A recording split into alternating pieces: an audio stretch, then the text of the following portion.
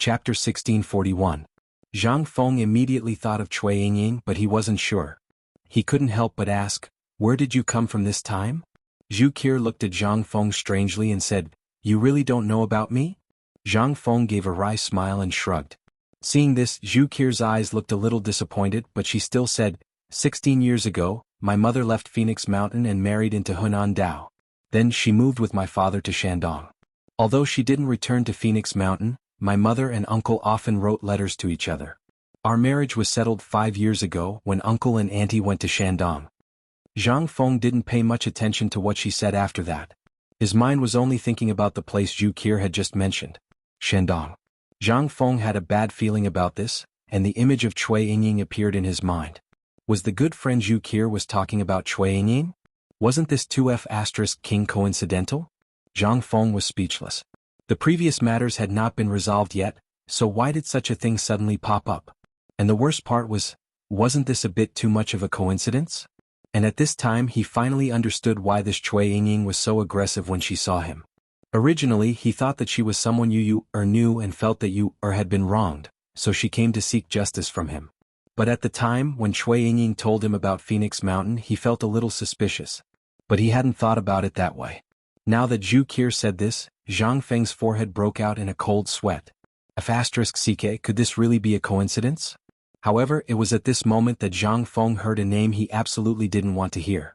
Zhu Qi looked at Zhang Feng with surprise. She then looked at the door and stood up. "Yingying, did you come back with my cousin?" That was the name Zhang Feng didn't want to hear. If he had heard it on the street he would have turned around and left. He didn't want to have anything to do with this woman. But it was all for naught. The more Zhang Feng didn't want to think about it, the more he thought about it. Zhang Feng didn't expect something like this to happen in his own home. However, at this moment, Zhang Feng felt a cold aura staring at him. Zhang Feng didn't need to think to know that it definitely came from Cui Yingying at the door. Zhu Qi looked at the two of them. Her eyes flashed with surprise, but she suppressed her curiosity. She pulled Cui Yingying to sit down and asked, "Yingying, can you tell me what happened between you two?" "Here. This thief is definitely not the gentle cousin you said he was. Don't be fooled by his appearance. This thief's mouth is full of honey, and his heart is full of evil. He did it in front of so many people. He even did it in front of my grandfather, Hongwen Imperial College, and hundreds of people." Cui Yingying told him all the evil things Zhang Feng had done to her at the phosphate fertilizer factory. Zhang Feng could only lower his head and listen. Zhu Qi looked at the two of them strangely. He wanted to laugh, but Qin Kun couldn't allow himself to laugh. He could only patiently wait for Cui Yingying to finish speaking. Then he looked at Zhang Feng and said, "Cousin, you guys are?" Before he finished, Zhang Feng quickly said, "Don't ask me that. Ask her." Who would ask someone like that in front of so many people? She's definitely here to cause trouble. If she wasn't a woman I would have. What's wrong with you today? Do you want to kill me today? Cui Yingying immediately retorted. Zhang Feng immediately raised his hands in surrender. It was definitely not a wise move to argue with such a woman. Moreover, even if he won now, what could he do? Zhang Feng shrugged his shoulders speechlessly. He simply lit a cigarette and slowly smoked. He no longer paid attention to Cui Yingying, who was talking non-stop. He suddenly felt that this woman's name was really not wrong. She was really like a bird, chattering non-stop. Moreover, she was a person. Zhang Feng felt some admiration for her chattering so much. She was really a **king genius. After an hour, Cui Yingying's anger finally subsided. She slammed the table and stared at Zhang Feng. "Young Master Zhang, how do you want to solve today's matter?" Zhang Feng was so angry that he laughed. He looked at Cui Yingying and said, "What does Miss Cui plan to do? Or rather, how does Miss Cui plan to deal with Zhang Feng?" Cui Yingying didn't know what to say. Cui Yingying really didn't plan to do anything. After all, she knew from Zhu Qi that Zhang Feng's life was quite miserable. Since he was young, he didn't have to worry about food or clothing. However, this was something that happened to almost every rich young master. Even in the Cui family there were many stubborn young masters like this.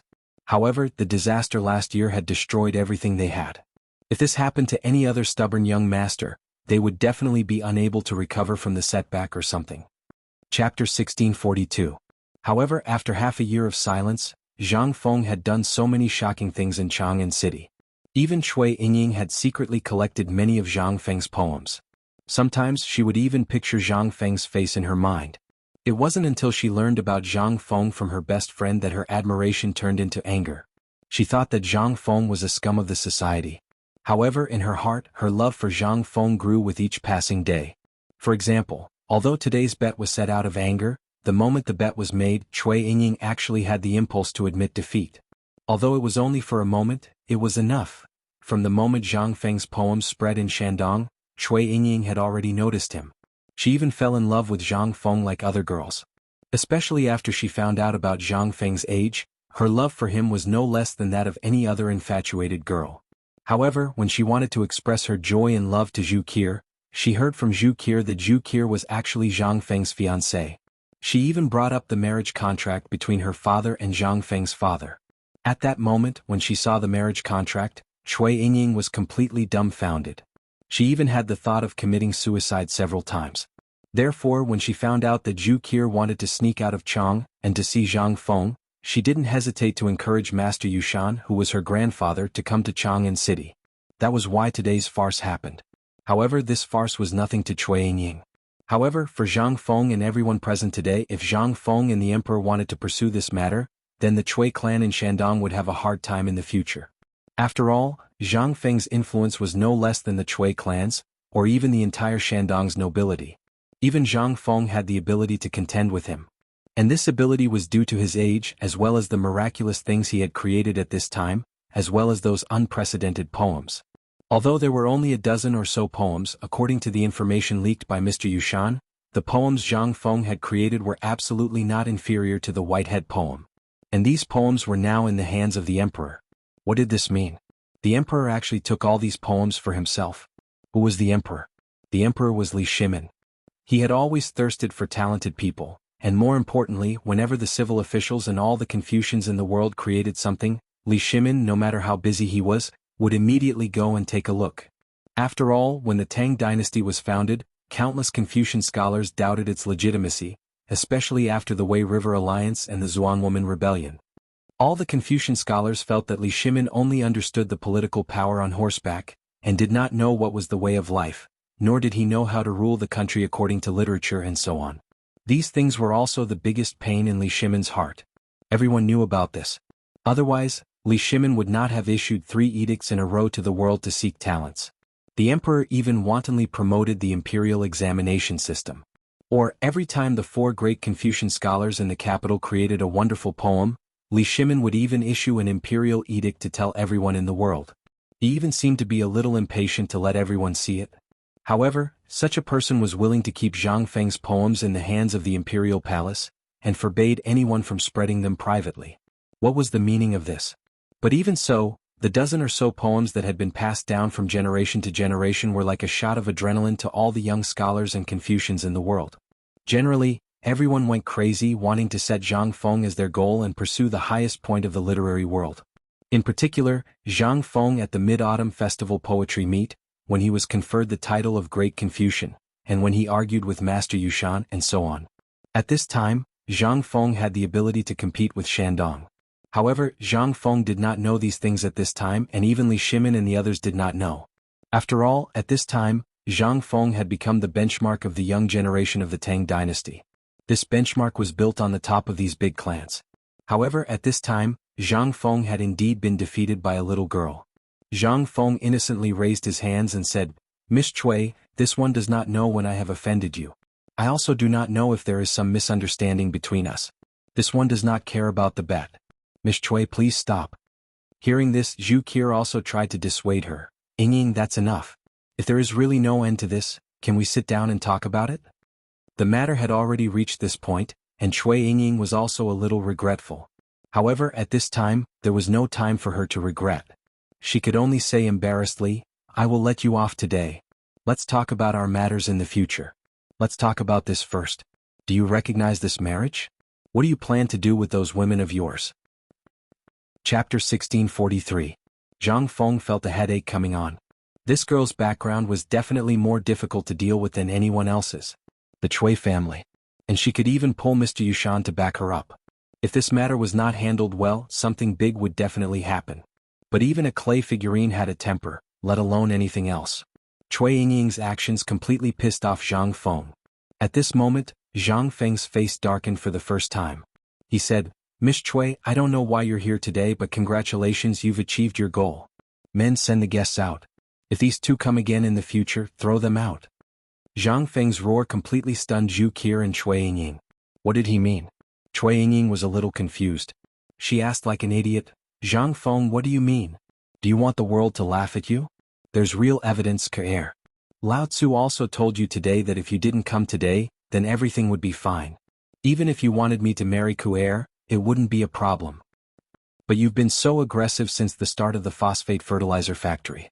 Do you know who came to the phosphate fertilizer factory today? Those are the people from the 3 divisions as well as all the students in the world. Today you almost ruined my plans. Seeing that you're a woman, I didn't pursue this matter, but you actually came to my house. Zhang Feng narrowed his eyes and said, Cui Yingying, what are your intentions? Cousin. Zhu Qi was anxious. Originally she had only come here secretly. Moreover, it was because of this matter. Recently, her family had also been discussing their marriage. She could use this opportunity to obtain many benefits from Zhang Feng. After all, Zhu Qi had eavesdropped. This time the things Zhang Feng had created as well as the paper-making technique had been passed down in Jiangnan and Shandong, but there weren't many of them. Therefore, this marriage was equivalent to using her in exchange for the family's future. Therefore, Zhu Qi had secretly discussed this with Cui Yingying. Under Cui Yingying's instigation, she went to the extreme and did this. But how could she have known that Cui Yingying would actually do such a thing today? First, there was the ruckus at the phosphate fertilizer factory. Although Zhu Qi wasn't sure how many high-ranking officials had come to the factory today, she could tell from the noise outside the door and what she learned when she came back that the people who had come today were all people the Zhu family couldn't afford to offend. And Cui Yingying actually, when she was chatting with Zhang Feng, she realized that although she still felt that Zhang Feng wasn't the Zhang Feng she was looking for, his humility and elegance had attracted her. But when Cui Yingying came, he got nothing. How could this not make Zhu Qi feel a little disappointed? Originally, he had said that he had encountered a flash flood and lost his memory. She had heard about this before. It was already very lucky to be able to survive the flash flood. Now that he had encountered such a thing, Zhang Feng could still calmly listen to her talk about her past. Zhu Qi could feel Zhang Feng's sincerity from his words and actions. But, at this moment, a group of servants had already appeared at the door of the living room. Zhang Feng waved his hand in annoyance. He didn't even look at the 2 girls and said, You two please leave. I, Zhang Feng, have a small temple and can't accommodate the 2 of you. If there's anything, even if you go and complain to the emperor, I will wait here. Zhang Feng. Today if you don't, let go. Bastard, who do you think you are? Let go of your dirty hands. Amidst the mournful screams, Yi Zichen's eyes widened. Cui Yingying and Zhu Qi were asked to leave the Zhang mansion. Zhang Feng didn't feel anything when he did this. Besides, this was the first time. If in the future some random cat or dog came with a marriage contract to collect debts, there was no identity information in this era and no proof. It would be so annoying. Besides, today's Cui Yingying made Zhang Feng uncomfortable. Originally, Zhu Qi's story was very detailed. Zhang Feng was also thinking about how to get rid of her. This marriage was absolutely impossible. After all, he wasn't that Zhang Feng. Besides, Zhang Feng really didn't dare to receive such an unknown person. However, this unruly girl, Cui Yingying, once again successfully stabbed him and gave him a way to successfully get rid of this trouble. At this moment, Zhang Feng even had the urge to thank her. However, Zhang Feng didn't know whether this was the Cui family's conspiracy or something else. After all, the fire of the previous example had not been completely extinguished. Zhang Feng didn't dare to be blinded at this juncture. Besides, you could at least come up with a honey trap. It would be better than this, right? Master, they have been asked to leave, but the girl in green is still cursing at the door. This matter? Butler Du Ziding reported with some worry. However, his eyes glanced at Zhang Feng from time to time to see his reaction. Zhang Feng didn't have any reaction. His eyes were calm as he said, Go, let someone report that there is a fierce woman cursing in the street. Chapter 1644. Du Ziding didn't know what Zhang Feng was up to. After all, he had heard most of the conversation between Zhang Feng and the 2 girls.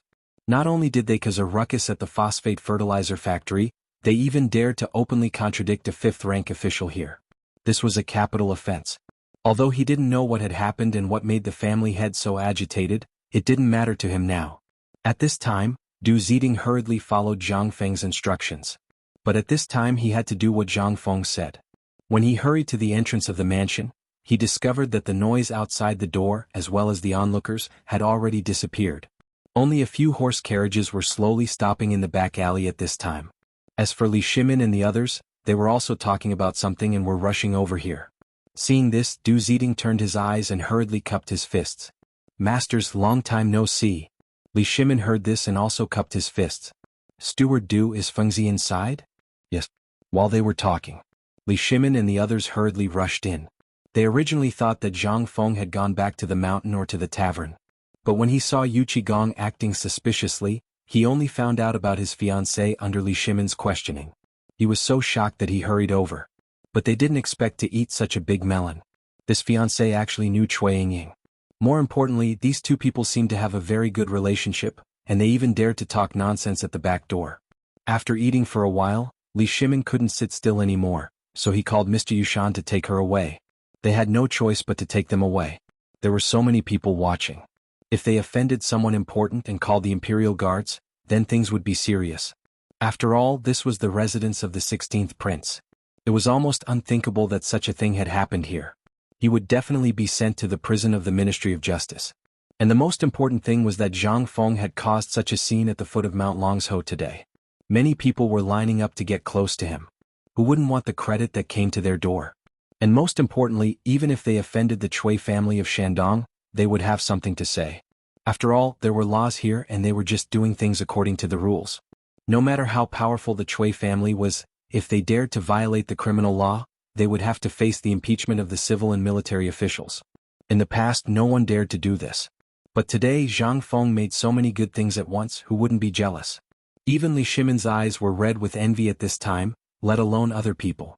Therefore, after thinking for a long time, Li Shimin still called Mr. Yushan. After all, it was best for him to come forward. How good would it be to not offend anyone? They swaggered into Zhang Feng's courtyard. As soon as they entered, they saw Zhang Feng walking out of the door looking a little anxious. Seeing this, Qing Yaojin hurriedly opened his arms and said, "Yo! Where is our President Zhang going?" Seeing this, the corner of Zhang Feng's mouth twitched. He said with a fake smile, "Why aren't you doing business at the phosphate fertilizer factory? What are you doing here? Ma Zhou is here, isn't he? And that money string with those two together, there's really nothing for us to do. We're just here to see if you've been eaten by this woman." As Qing Yaojin spoke, he looked up and down at Zhang Feng with a smile and said, "Fengzi, what's wrong with your fiancée?" Zhang Feng was most afraid that someone would ask this question. Just now, when he heard the voices outside disappear, he was ready to sneak away. But who would have thought that he would bump into these masters before he even left the door? He instantly understood that the situation outside the door was probably settled by these masters. Immediately, Zhang Feng gave up on the idea of going out.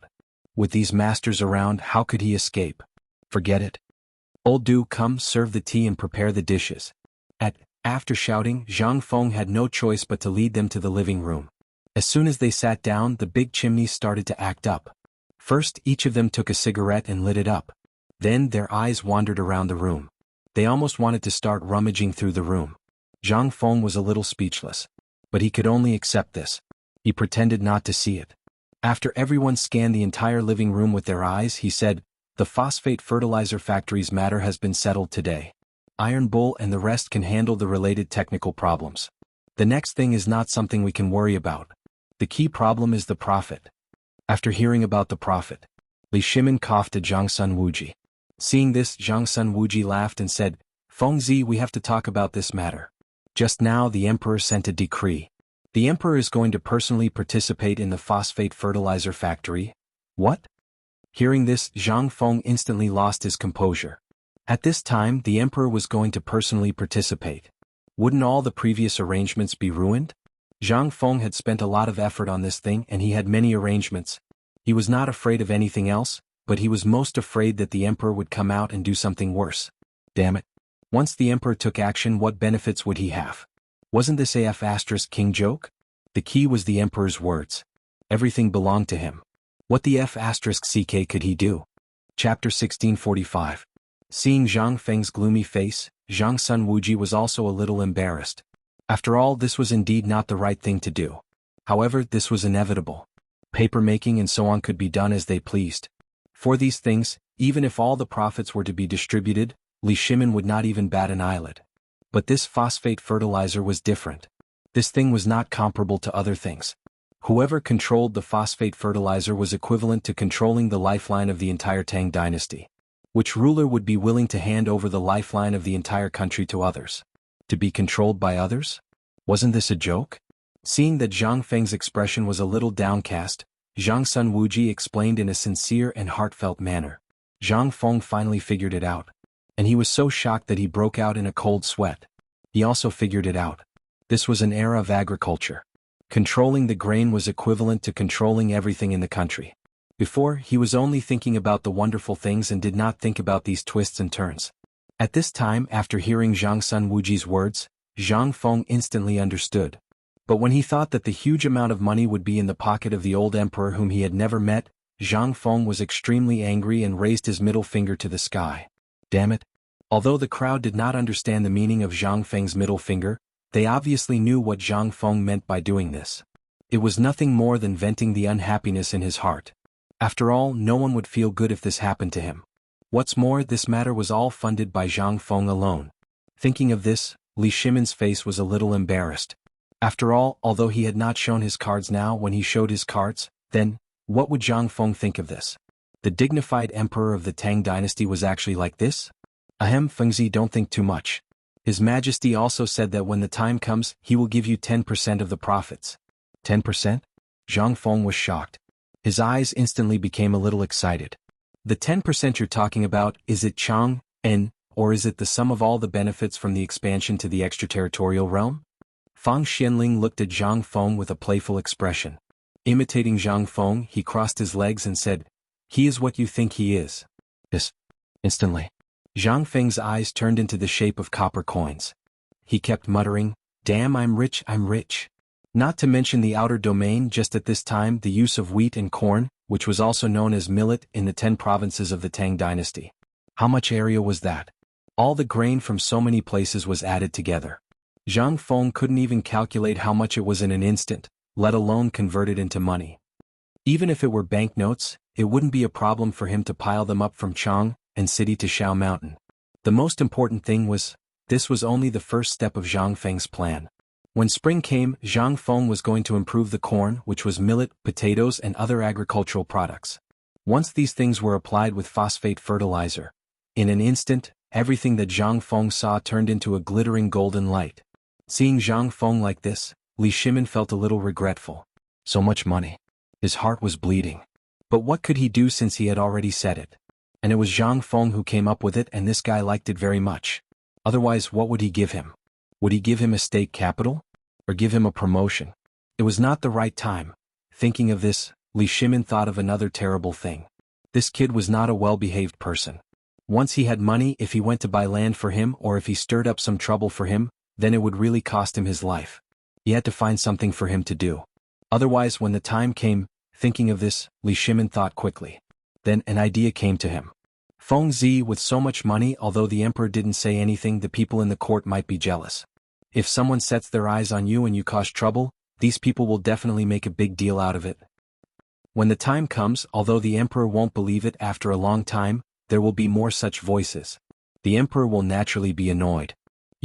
After hearing this, he instantly bared his teeth and said, "Damn it, if anyone dares to come, Lao Tzu will chop them up." Yu Qigong and Qing Yaojin suppressed their laughter and lowered their heads, pretending to be asleep. But their shoulders were shaking so much that even Zhang Feng couldn't stand it anymore. "What? You don't believe me? Wait and see. When Lao Tzu's firearms are made, we'll see if I dare. And this toy can be used at a distance of 500 meters. Seeing Zhang Feng bragging, Li Shimin was a little speechless. He said, Okay. You're awesome, okay? What? You don't believe me, Lao Li?" At the mention of firearms, Li Shimin's heart began to worry again.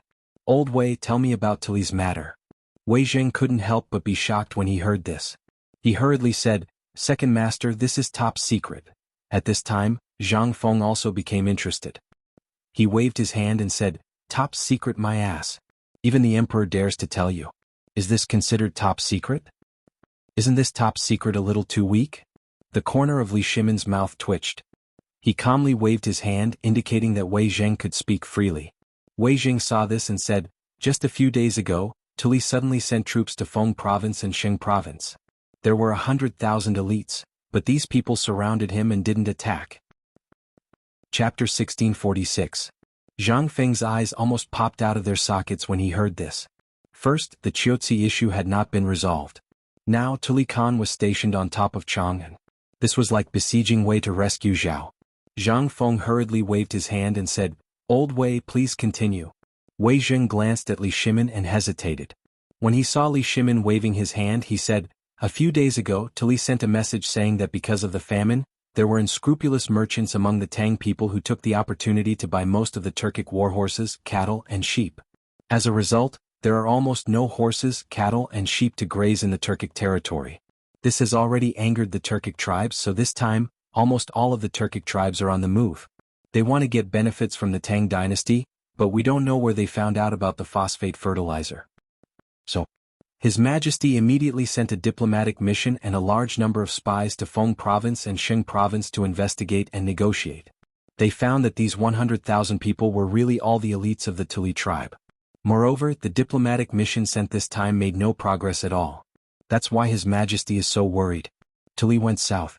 Zhang Feng finally remembered the fuse that had caused the war between the Tang Dynasty and the Turkic Khaganate to last for 50 years. According to historical records, the Tang Dynasty and the Turkic Khaganate would fight a fierce war next year. At the beginning, Zhang Feng thought it was because of the Qiuzi issue.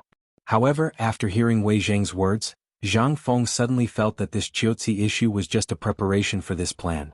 They wanted to remove all the soldiers of the Tang Dynasty's Longyu Road and station the 300,000 allied troops outside Qiuzi city. Then, Tuli's 100,000 elites suddenly appeared and headed straight for Chang'an. This was just like the Wei River Alliance. His Majesty's thoughts and ideas had been thoroughly studied. He wanted to let Tubo have internal strife, and then Tubo would inevitably come to the Tang Dynasty for help. Then Shili would join hands with India to make a big move to pin down the Tang Dynasty's troops and horses. At first, they wanted to lure away all the troops of the Tang Dynasty from the north and trap it in Jianan Road. But because of his appearance, he devised a brilliant plan of besieging Wei to rescue Zhao, which caused a flaw to appear in the Tujue's original plan. However, this was only a careless mistake. These people actually only used a single move to push the boat along with the current to continue with this matter. It was simply, the Turks really weren't all fools. This kind of talent, Zhang Feng could not help but want to play a game of chess with him.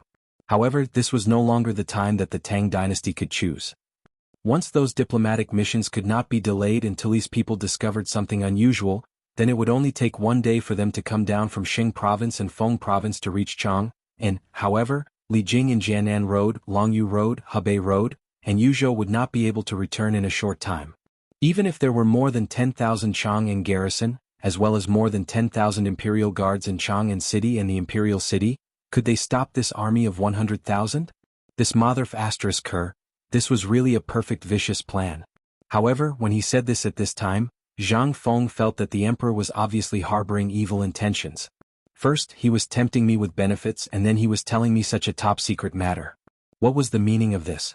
This was nothing more than a warning to me that the emperor was waiting for my performance. If I perform well, I'll be promoted to an official and be promoted to nobility. But if I don't perform well, will I die? Such a strange and absurd scene instantly appeared in Zhang Feng's mind. But what could he do? He was just a commoner. At this time, the emperor's intention was very clear, that was, he was waiting for his weapon and strategy. This meant that there was no way to solve this problem at this time, so he used this method to ask Zhang Feng for help. But what could Lao Tzu do? Zhang Feng wanted to curse. He said with grievance, "Lao Li, can I pretend that I didn't hear it just now?" Li Shimin's expression froze. He said, What do you think?" In an instant, Zhang Feng withered. This matter was getting more and more out of Zhang Feng's expectations. Originally, he only wanted to do what he liked and didn't want to get involved in the tangled mess of Dao integration. However, all of this was in vain. In the end, he was still dragged into this mess. Motherf *Ker, the tallest tree in the forest, the tallest tree in the forest. Zhang Feng suddenly remembered this sentence, as well as what he had said to the old elementary scholar yesterday on the mountain. But there was no time for regret. If possible, Zhang Feng really didn't want to get involved, but he could only think about it now. Now that he thought about it, Zhang Feng suddenly remembered that although he had done his best to conceal the steel and weapons from the very start, the emperor had always been watching. Although the emperor had not said anything when Qiuzi was surrounded, this time was different. Not just the emperor, even Zhang Feng felt that all of this was related to Hou Junji's death. Just what were these people up to? Could it be that they wanted another Wei River alliance? Or could it be that they had also learned from Hou Junji that he was secretly developing new weapons? Chapter 1647. Zhang Feng couldn't help but think that this was the case. Everything pointed to a single matter, a single person. That person was Hou Junji. Hou Junji was the most likely person to know of this matter. After all, he had been to White Deer College and had the best relationship with the officials. Zhang Sun Wuji was also very close to Hou Junji. Thus, when he heard of this matter, it was as easy as flipping his hand. But Zhang Feng wasn't sure if Hou Junji would do something so despicable. With this thought, Zhang Feng slowly calmed down. This matter really wasn't that complicated. After all, this matter was related to him, so it was understandable that the emperor would look for him. With this thought in mind, Zhang Feng asked, "Could it be that His Majesty wants to see me?" Qing Yaojin, who was about to speak, almost choked to death on the smoke. "What are you thinking? His Majesty definitely can't see you right now. Moreover, you might have been targeted by the Turks at the phosphate fertilizer factory today. His Majesty called us here to protect you. For the time being, you mustn't take half a step out of White Deer College. Moreover, White Deer College's defenses have been set up to the maximum, so you can be at ease." Hearing this, Zhang Feng breathed a sigh of relief. He slowly took a puff of his cigarette and said, "If you really leave this matter to me, then it'll be easy." Li Shimin's eyes lit up as he hurriedly asked, "Have you thought of some brilliant plan?" Zhang Feng indifferently nodded. "Who am I? The Juga. Enough, you can just fool others. Don't talk about it here." Without waiting for him to finish, Li Shimin decisively interrupted him and continued, "This matter, just tell me, how should we do it?" Zhang Feng waved his hand, indicating for everyone to follow him. A few moments later, Zhang Feng led Li Shimin and the others to the study. He then unfurled the map and used charcoal to mark out the locations of Chang and Feng Province and Xing Province. He also drew a few circles around Qiuzi, Yuzhou, and Jianan Province. Everyone was baffled by what they saw. After marking out these places, Zhang Feng stood next to Li Shimin and rubbed his chin as he sat cross-legged on the ground. Li Shimin was taken aback, but he copied Zhang Feng and also sat cross-legged on the ground. How could Wei Zheng and the others dare to stand? They also hastily sat on the ground and stared at the map. However, they had looked at this map countless times, but they had not found any clues. Now that they saw Zhang Feng acting like this, they could not help but feel a little strange. Could it be that this brat could really see some clues? They sat there for half an hour. Just when Li Shimin's legs were numb and he wanted to stand up, Zhang Feng slapped his thigh and said, "I got it." Li Shimin was startled, but at the same time he was relieved of the pain. He hurriedly asked Wei Zheng and the others to help him up. Then he asked, "What did you think of?" "My legs are numb." After Zhang Feng recovered with great difficulty, he saw everyone's angry faces. He hurriedly said, "Don't be angry. Tully is just waiting for us to make a move. Then he will follow our movements and make a corresponding arrangement." Li Shimin's expression changed. They had already seen through this. Now that Zhang Feng said this, he hurriedly asked, "Then, do you have a way to break out of this situation?" "Of course. What Tully used this time is just the method we used to besiege Wei to rescue Zhao. At this time, since they are waiting, it means that they are waiting for our next move. So, why don't we use a method that we have never used before?" "Say it," Wei Jing said with a dark face. Zhang Feng saw this and did not dare to show off. He hurriedly said, "Well, what I mean is, since he has appeared here, we have a plan. Delay. As long as we can delay them for half a month, we don't need to send troops. He will naturally retreat." Hearing this, Li Shimin and the others could not help but be dumbfounded. What kind of operation was this? Would they just wait there obediently? When Zhang Feng saw this, he knew that Elder Li and the others didn't believe him. He said, "Actually, I can't believe it myself, let alone you guys. But if you trust me, then we'll have a lot of fun this time. Do you feel that the weather has been a little cold recently?" Zhang Feng pointed at the map and then said, "Calculating the time, it should be early winter now. Usually, the cold wind in the morning and the white frost in the early morning should have already arrived, right? But this year it has come a little late." Seeing that Zhang Feng was pretending to be a charlatan again, Li Shimin was a little speechless. He asked with some doubt, "What do you mean?" Zhang Feng smiled mysteriously and said, "It's very simple. That is to wait. You have seen that the weather has been exceptionally clear these days. That is to say, the weather in the north is definitely unusually cold. If you don't believe me, you can send someone to ask. Li Shimin was shocked and hurriedly asked, Fengzi, what do you mean? What does this have to do with the weather? It is because of the snow that our time is more critical. Chapter 1648. Of course, Zhang Feng knew about the snow, but it was too distant for them to talk about weather. So at this time, Zhang Feng had to explain patiently, Lao Li, do you still remember the drought in Longyu Dao? This is something that everyone knows. Can we not talk about him for now? You should first tell us what we should do next. That's for the best. Wei Zheng was the one who didn't believe in this trick the most. After all, although Master Yuan Tiangang in the palace had a good relationship with him, he had always maintained a vigilant attitude toward the unknown because of his strange skills and the 5 elements, 8 trigrams and Zhou Yi. After all, although some things were very uncertain, Wei Zheng would never believe things that he hadn't seen with his own eyes. At this time, when he heard Zhang Feng say this, he couldn't help but say before Li Shimin said, Also, tell me about this snow first. And what's the matter with this weather? At this time, am I drunk? Why do I feel a little hot?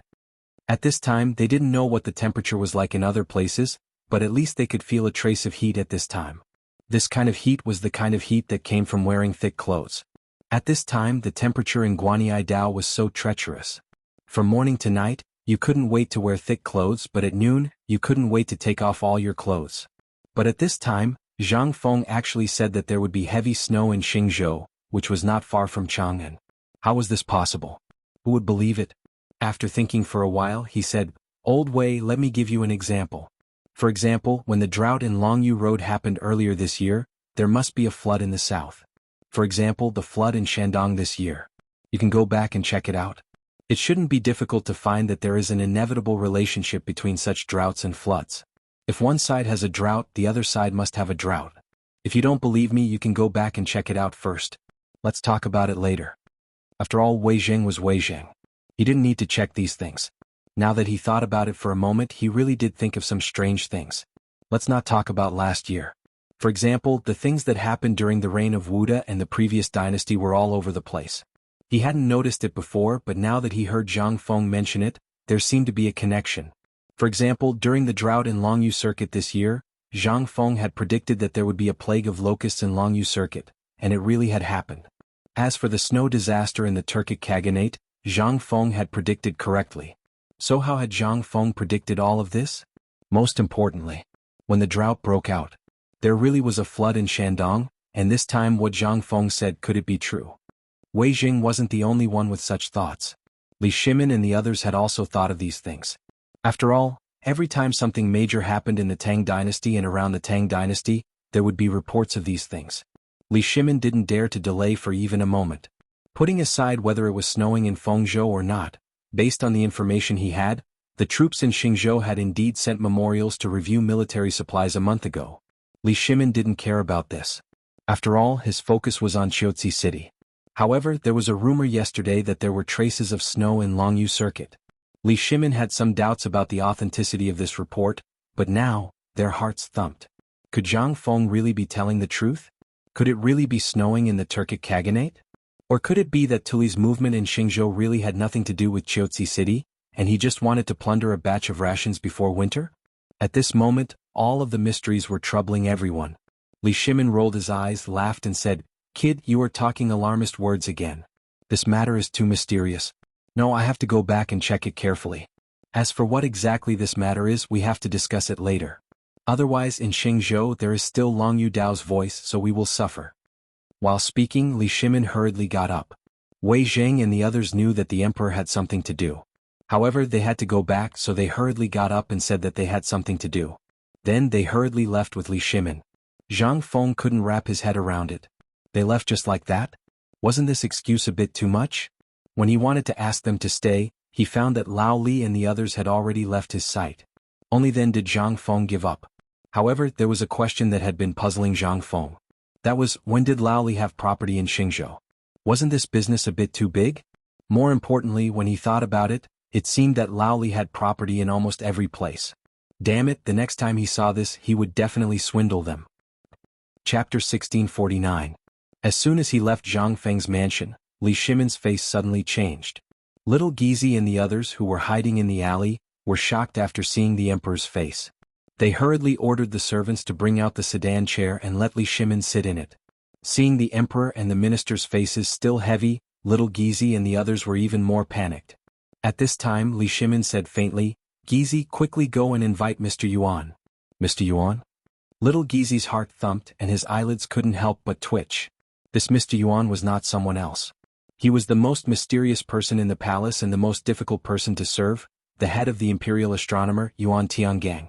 Although he had been in the imperial astronomer or in the depths of the palace with the retired emperor, this person was extremely mysterious and almost elusive. Few people could see him. The emperor summoned him at this time. Could something have happened? Little Gizi couldn't help but quickly estimate in his heart as he walked. After all, after the emperor met Zhang Feng, he rarely saw Yuan Tiangang being summoned by the emperor. However, at this time the emperor just went to the phosphate fertilizer factory and then went to President Zhang's courtyard. What happened in such a short time? Did he still need to send Mr. Yuan? But all this was just an idea in little Gizi's mind. He just thought about it and didn't dare to have any ideas. When Jiaozi safely walked to the vicinity of Zhuke Gate and quietly entered the imperial city with all the spies arranged, little Gizi hurriedly sent someone to inform Yuan Tiangang. Not long after, when Li Shimin arrived in the imperial study, he already saw an old Taoist priest with gray and white hair in a white robe sitting cross-legged on a futon. Beside him, there was a young boy, only 13 or 14 years old, quietly reciting something in a low voice. At this time, without waiting for Li Shimin to push the door open, the old Taoist priest hurriedly made a Taoist name and said slightly to the door of the imperial study, "I, Yuan Tiangang, greet your majesty." At this time, Li Shimin slowly sat on the dragon throne and waved his hand, "Rise. This time I called you here mainly to ask you to divine the situation in Feng province." Yuan Qinggong's half-squinted eyes flickered slightly. He shook the horsetail whisk in his hand, stroked his beard and pondered for a while. Then he slowly said, "Could it be that your majesty's prediction is correct? What kind of disaster will the Tujue cause to the Tang dynasty this time?" Li Shimin shook his head slowly. At this time, Yuan Tiangang couldn't help but frown slightly. His fingers hidden in his sleeves moved slightly, "Reporting to your majesty, congratulations to your majesty. This time, the matter in Feng province will be more daunting than dangerous." Li Shimin was slightly taken aback. He was right. Although he had guessed correctly today, there was no joy on his face. Instead, he became even more anxious. Li Shimin asked anxiously, "Dear Minister, do you know if the outcome of this matter was man-made or a natural disaster?" This? Yuan Tiangang also moved slightly at this time. After pondering for a long time, he slowly said, "Your Majesty, this matter is of great importance. Please allow me to perform divination to know the result." Li Shimin hurriedly asked, "How many days do you need?" Hearing this, Yuan Tiangang hurriedly bowed, "Reporting to your majesty, at least 3 days, at most 7 days. I will definitely give your majesty a satisfactory answer." Li Shimin couldn't help but feel a little disappointed after hearing this. 3 days. 7 days. With this time, the result could be seen without divination. But he also knew that such a thing was indeed a little too difficult for Yuan Tiangang. After all, this person was unique in the Tang dynasty in divination of the 5 elements and 8 diagrams. Even he needed 3 or 7 days to get the result. What did this mean? This meant that it was a move against the natural order. However, at this time, Li Shimin remembered the change in expression of Zhang Feng when he talked about this at the beginning. And at the time in the small tavern, this guy actually said that he had lived for 5,000 years. Although it was a little ridiculous at the time, it was really incredible when he thought about it at this time. Li Shimin couldn't help but start to let his imagination run wild. Seeing this, Yuan Tiangang couldn't help but frown slightly. "Your Majesty, you are..." Li Shimin waved his hand indicating that he was fine and then continued to ask, "Mr. Yuan, today I heard from Zhang Feng that in a few days, there will be a snowstorm in Feng province and other places, and the Tuli tribe will return empty-handed because of this snowstorm. I am a little uncertain now. Can you predict in the shortest time possible if there will be a snowstorm in Feng province as Zhang Feng said?" At this time, even Yuan Tiangang couldn't help but be a little surprised. He knew a lot about Zhang Feng, especially when he predicted that the locust plague in Longyu Dao would become a reality, as well as the Turkic Khaganate's great snow disaster. He had wanted to befriend Zhang Feng. However, the identity of the emperor and others was there. If he acted without authorization and disturbed the emperor's plan, it would be bad. Therefore, Yuan Tiangang didn't care about this matter. He once secretly spied on the mysteries of heaven to predict Zhang Feng's future. However, this man's fate was extremely strange. He used all the methods in succession and spent half a month, but he still couldn't predict Zhang Feng's future. How could he not be surprised? However, because of some things, Yuan Tiangang almost didn't pay attention to Zhang Feng after that. However, when he heard what the emperor said at this time, Yuan Tiangang instantly had the idea of visiting Zhang Feng at this time. He even wanted to have a long talk with Zhang Feng about the mystery of Taoism. However, at this time, Li Shimin saw Yuan Tiangang frowning and seemed to feel that Yuan Tiangang seemed to be in trouble. He sighed and said, "You don't have to worry so much. If this matter is too difficult, forget it." Yuan Tiangang was not the kind of person who would give up. After all, his fame and his pride did not allow him to do so. Besides, this was the emperor's order. How could he not obey? Hearing what Li Shimin said, Yuan Tiangang's desire was aroused. He said, "Your Majesty, I have thought of a way to predict in a short time. I can give it a try." While speaking, Yuan Tiangang ordered Li Chunfeng, the disciple he had just accepted, to prepare all the things needed for the practice. Li Shimin also waved his hand and asked Yuan Tiangang to find a place to perform the practice in the imperial study and anywhere in the entire Taiji palace. He also followed Yuan Tiangang closely, wanting to see what he could calculate. In fact, the method of calculating these things was very simple. Yuan Tiangang just prepared 3 bowls of water and 3 incense sticks.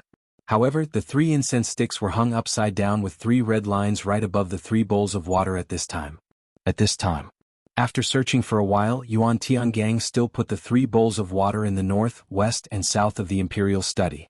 Only the east position was empty. Although Li Shimin was a little surprised, he couldn't ask anything. At this time, Li Chunfeng slowly lit the 3 incense sticks and poured the incense sticks on the water. Then he sat cross-legged in the middle of the 3 incense sticks with Yuan Tiangang. He silently murmured something in obscure language. The placement of these 3 water bowls was very strange. It was a bit like the triangular ruler made by Zhang Feng before. This was awkward. Li Shimin thought of it by accident, but it was also the only thing he could understand. As for some other things, Li Shimin was really confused. At this time, seeing that Yuan Tiangang still seemed to need some time, Li Shimin had to be patient. He sat on the dragon throne and continued to review the memorials. But at this time, Yuan Tiangang shouted, and then the strange dark words that were slowly murmured in his mouth suddenly became loud and fierce. This made Li Shimin couldn't help but put down the memorials in his hand and stare at Yuan Tiangang and Li Chunfeng closely. After Yuan Tiangang fiddled for a while, no one moved the 3 bowls of water and no wind blew in. At this time, the 3 incense sticks were trembling rapidly. It seemed that someone or something was dragging the 3 incense sticks and floating to the sky. This made Li Shimin feel shocked. He slowly stood up. When the 3 incense sticks floated, Yuan Tiangang chanted more fiercely and generously. After a while, the horsetail whisk in Yuan Tiangang's hand was slowly swung in the direction of the 3 bowls of water. After that, he chanted an urgent command in his mouth. The incense sticks on the 3 bowls of water, after trembling crazily for a while, slowly fell down and became still. Seemed to be. At this time, Yuan Tiangang walked to the 3 inverted incense sticks. After bowing, he began to check. The first one he came to was the bowl of water in the north. At this time, when Yuan Tiangang saw the water bowl, his face suddenly changed. Li Shimin saw this and hurriedly followed. At this time, a thin layer of ice had already appeared in the bowl, and on the incense stick of the water in this bowl, it had already condensed into snow-white frost flowers. And it was the incense stick that was burning. Seeing this, Yuan Tiangang hurriedly exclaimed, "Your Majesty, there is a disaster in the north recently." Chapter 1650. Zhang Feng felt a headache coming on. This girl's background was definitely more difficult to deal with than anyone else's. The Chui family. And she could even pull Mr. Yushan to back her up. If this matter was not handled well, something big would definitely happen. But even a clay figurine had a temper, let alone anything else. Chui Yingying's actions completely pissed off Zhang Feng. At this moment, Zhang Feng's face darkened for the first time. He said, "Miss Chui, I don't know why you're here today, but congratulations, you've achieved your goal. Men, send the guests out. If these 2 people come again in the future, throw them out." Zhang Feng's roar completely stunned Zhu Qi and Chui Yingying. What did this mean? Chui Yingying was a little confused. She asked like an idiot, "Zhang Feng, what do you mean? Do you want the world to laugh at you? There's real evidence, Kaer. Lao Tzu also told you today that if you didn't come today, then everything would be fine. Even if you wanted me to marry Kaer, it wouldn't be a problem. But you've been so aggressive since the start of the phosphate fertilizer factory. Do you know who came to the phosphate fertilizer factory today? Those are the people from the 3 divisions as well as all the students in the world. Today you almost ruined my plans. Seeing that you're a woman, I didn't pursue this matter, but you actually came to my house. Zhang Feng narrowed his eyes and said, Cui Yingying, what are your intentions? Cousin. Zhu Qir panicked. Originally, she had only come secretly this time because of this matter. Recently, her family had been discussing their marriage. They wanted to use this opportunity to gain many benefits from Zhang Feng. After all, Zhu Qir had eavesdropped. This time, the things Zhang Feng had created as well as the papermaking technique. Although there were some rumors in Jiangnan and Shandong, there weren't many of them. So this marriage was equivalent to using her in exchange for the family's future. Therefore, Zhu Qir had secretly discussed this with Cui Yingying. Under Cui Yingying's instigation, she went to the extreme and did this. But how could she have known that Cui Yingying would actually do such a thing today? First, there was the ruckus at the phosphate fertilizer factory. Although Zhu Qir wasn't sure how many high-ranking officials had come to the factory today, she could tell from the noise outside the door. When she came again, she learned what had happened. The people who had come today were all people the Zhu family couldn't afford to offend. And Cui Yingying actually, when she was chatting with Zhang Feng, she realized that although she still felt that Zhang Feng wasn't the Zhang Feng she was looking for, his humility and elegance had attracted her. But when Cui Yingying came, he got nothing. How could this not make Zhu Qir feel a little disappointed? Originally, he had said that he had encountered a flash flood and lost his memory. She had heard about this before. It was already very lucky to be able to survive the flash flood. Now that he had encountered such a thing, Zhang Feng could still calmly listen to her talk about her past. Zhu Qir could feel Zhang Feng's sincerity from his words and actions. But, at this moment, a group of servants had appeared at the door of the living room. Zhang Feng waved his hand in annoyance. He didn't even look at the 2 girls and said, You 2 please leave. I, Zhang Feng, have a small temple and can't accommodate the 2 of you. If there's anything, even if you go to the imperial court, I'll wait here. Zhang Feng. Today if you don't, let go. Bastard, who do you think you are? Let go of your dirty hands. Amidst the mournful screams, Yi Zichen's eyes widened. Cui Yingying and Zhu Qir were asked to leave the Zhang mansion. Zhang Feng didn't feel anything when he did this. Besides, this was the first time. If in the future some random cat or dog came with a marriage contract to collect debts, there was no identity information in this era and no proof. He would be annoyed to death. Besides, today's Cui Yingying made Zhang Feng uncomfortable. Originally, Zhu Qir's story was very detailed. Zhang Feng was also thinking about how to get rid of her. This marriage was absolutely impossible. After all, he wasn't that Zhang Feng. Besides, Zhang Feng really didn't dare to receive such an unknown person. However, this unruly girl, Cui Yingying, once again successfully stabbed him and gave him a way to successfully get rid of this trouble. At this moment, Zhang Feng even had the urge to thank her. However, Zhang Feng didn't know whether this was the Cui family's conspiracy or something else. After all, the fire of the previous example had not been completely extinguished. Zhang Feng didn't dare to be blinded at this juncture. Besides, you could at least come up with a honey trap. It would be better than this, right? Master, they have been asked to leave. However, the girl in green is still cursing at the door. This matter? Butler Du Ziding reported with some worry. However, his eyes glanced at Zhang Feng from time to time to see his reaction. Zhang Feng didn't have any reaction. His eyes were calm as he said, Go, let someone report that a fierce woman is cursing in the street. Chapter 1651. Du Ziding didn't know what Zhang Feng was up to. After all, he had heard most of the conversation between Zhang Feng and the 2 girls. Not only did they cause a ruckus at the phosphate fertilizer factory, they even dared to openly contradict a 5th-rank official here. This was a capital offense. Although he didn't know what had happened and what made the family head so agitated, it didn't matter to him now. At this time, Du Ziding hurriedly followed Zhang Feng's instructions. But at this time he had to do what Zhang Feng said. When he hurried to the entrance of the mansion, he discovered that the noise outside the door, as well as the onlookers, had already disappeared. Only a few horse carriages were slowly stopping in the back alley at this time. As for Li Shimin and the others, they were also talking about something and were rushing over here.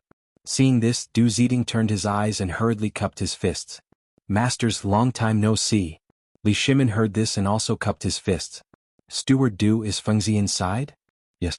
While they were talking, Li Shimin and the others hurriedly rushed in. They originally thought that Zhang Feng had gone back to the mountain or to the tavern. But when he saw Yu Qigong acting suspiciously, He only found out about his fiancée under Li Shimin's questioning. He was so shocked that he hurried over. But they didn't expect to eat such a big melon. This fiancé actually knew Cui Yingying. More importantly, these two people seemed to have a very good relationship, and they even dared to talk nonsense at the back door. After eating for a while, Li Shimin couldn't sit still anymore, so he called Mr. Yushan to take her away. They had no choice but to take them away. There were so many people watching. If they offended someone important and called the imperial guards, then things would be serious. After all, this was the residence of the 16th prince. It was almost unthinkable that such a thing had happened here. He would definitely be sent to the prison of the Ministry of Justice. And the most important thing was that Zhang Feng had made such a scene at the foot of Mount Longsho today. Many people were lining up to get close to him. Who wouldn't want the credit that came to their door? And most importantly, even if they offended the Cui family of Shandong, they would have something to say. After all, there were laws here and they were just doing things according to the rules. No matter how powerful the Cui family was, if they dared to violate the criminal law, they would have to face the impeachment of all the civil and military officials. In the past, no one dared to do this. But today Zhang Feng made so many good things at once, who wouldn't be jealous? Even Li Shimin's eyes were red with envy at this time, let alone other people. Therefore, after thinking for a long time, Li Shimin still called Mr. Yushan. After all, it was best for him to come forward. How good would it be to not offend anyone? The few of them swaggered into Zhang Feng's courtyard. As soon as they entered, they saw Zhang Feng walking out of the door looking a little anxious. Qing Yaojin saw this and hurriedly opened his arms. Yo! Where is our President Zhang going? Zhang Feng saw this and the corner of his mouth twitched. He said with a fake smile, "What are you doing here instead of doing business at the phosphate fertilizer factory? Ma Zhou is here, isn't he? And that money string with those two together, there's really nothing for us to do. We're just here to see if you've been eaten by this woman." As Qing Yaojin spoke, he looked up and down at Zhang Feng with a smile. "Fengzi, what's the matter with your fiancé?" Zhang Feng was most afraid that someone would ask this question now. Just now, when he heard the voices outside disappear, he was ready to sneak away. But who would have thought that he would bump into these people before he even left the door? He instantly understood the situation outside. Perhaps these people had settled it for him. Then, Zhang Feng gave up the idea of going out. With these people here, how could he escape? Forget it. Old Du, come serve the tea and prepare the dishes. After shouting, Zhang Feng had no choice but to lead them to the living room. As soon as they sat down, the few big chimneys started to act up. First, each of them took a cigarette and lit it up. Then their eyes wandered around the room. They almost wanted to start rummaging through the room. Zhang Feng was a little speechless. But he could only accept this. He pretended not to see it. After everyone scanned the entire living room with their eyes, he said, "The phosphate fertilizer factory's matter has been settled today. Iron Bull and the rest can handle the related technical problems. The next thing is not something we can worry about. The key problem is the profit." After hearing about the profit, Li Shimin coughed at Zhang Sun Wuji. Seeing this, Zhang Sun Wuji said with a smile, "Fengzi, we have to talk about this matter. Just now the emperor sent a decree. The emperor is going to personally participate in the phosphate fertilizer factory." What? Zhang Feng heard this and instantly lost his composure. At this time, the emperor was going to personally participate. Wouldn't all the previous arrangements be ruined? Zhang Feng had spent a lot of effort on this thing and had many arrangements. He was not afraid of anything else. What he was most afraid of was that the emperor would come out and do something worse. Damn it. Once the emperor took action, what benefits would he have? Wasn't this a F***king joke? The key was the emperor's words. Everything belonged to him. What the F***ck was there to do? Chapter 1652. Seeing Zhang Feng's gloomy face, Zhang Sun Wuji was also a little embarrassed. After all, this was indeed not the right thing to do. However, this was inevitable. Paper-making and so on could be done as they pleased. For these things, even if all the profits were to be distributed, Li Shimin would not even bat an eyelid. But this phosphate fertilizer was different. This thing was not comparable to other things. Whoever controlled the phosphate fertilizer was equivalent to controlling the lifeline of the entire Tang Dynasty. Which ruler would be willing to hand over the lifeline of the entire country to others? To be controlled by others? Wasn't this a joke? Seeing that Zhang Feng's expression was a little downcast, Zhang Sun Wuji explained in a sincere and heartfelt manner. Zhang Feng finally figured it out. And he was so shocked that he broke out in a cold sweat. He also figured it out. This was an era of agriculture. Controlling the grain was equivalent to controlling everything in the country. Before, he was only thinking about the wonderful things and did not think about these twists and turns. At this time, after hearing Zhang Sun Wuji's words, Zhang Feng instantly understood. But when he thought that the huge amount of money would be in the pocket of the old emperor whom he had never met, Zhang Feng was extremely angry and raised his middle finger to the sky. Damn it. Although the crowd did not understand the meaning of Zhang Feng's middle finger, they obviously knew what Zhang Feng meant by doing this. It was nothing more than venting the unhappiness in his heart. After all, no one would feel good if this happened to him. What's more, this matter was all funded by Zhang Feng alone. Thinking of this, Li Shimin's face was a little embarrassed. After all, although he had not shown his cards now when he showed his cards, then, what would Zhang Feng think of this? The dignified emperor of the Tang dynasty was actually like this? Ahem, Fengzi, don't think too much. His Majesty also said that when the time comes, he will give you 10% of the profits. 10%? Zhang Feng was shocked. His eyes instantly became a little excited. The 10% you're talking about, is it Chang, N, or is it the sum of all the benefits from the expansion to the extraterritorial realm? Fang Xianling looked at Zhang Feng with a playful expression. Imitating Zhang Feng, he crossed his legs and said, "He's just like what you think." Yes. Instantly, Zhang Feng's eyes turned into the shape of a copper coin. He kept muttering, "Damn, I'm rich, I'm rich." Not to mention the outer domain. Just at this time, the use of wheat and corn, which was also known as millet, in the 10 provinces of the Tang dynasty. How much area was that? All the grain from so many places was added together. Zhang Feng couldn't even calculate how much it was in an instant, let alone convert it into money. Even if it were banknotes, it wouldn't be a problem for him to pile them up from Chang and City to Shao Mountain.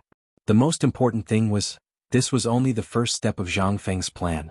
When spring came, Zhang Feng was going to improve the corn, which was millet, potatoes and other agricultural products. Once these things were applied with phosphate fertilizer, in an instant, everything that Zhang Feng saw turned into a glittering golden light.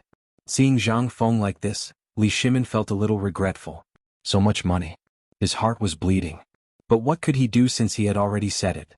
And it was Zhang Feng who came up with it, and this guy really liked it. Otherwise, what would he give him? Would he give him a state capital? Or give him a promotion? It was not the right time. Thinking of this, Li Shimin thought of another terrible thing. This kid was not a well-behaved person. Once he had money, if he went to buy land for him or if he stirred up some trouble for him, then it would really cost him his life. He had to find something for him to do. Otherwise, when the time came, thinking of this, Li Shimin thought quickly. Then an idea came to him. Fengzi, with so much money, although the emperor didn't say anything, what if the people in the court get jealous? If someone sets their eyes on you and you cause trouble, these people will definitely make a big deal out of it. When the time comes, although the emperor won't believe it after a long time, there will be more voices like this. Naturally, the emperor will be annoyed. After hearing this, he instantly bared his teeth and said, "Damn it, if anyone dares to come, Lao Tzu will chop them up." Yu Qigong and Qing Yaojin suppressed their laughter and lowered their heads, pretending to be asleep. But their shoulders were shaking so much that even Zhang Feng couldn't stand it anymore. "What, you don't believe me? Just wait. When Lao Tzu's firearms are made, we'll see if I dare. And this toy can be fired from 500 meters away." Seeing Zhang Feng bragging, Li Shimin was speechless. He said, Okay, you're awesome, okay? What, you don't believe me, Lao Li?" At the mention of firearms, Li Shimin's heart began to worry again.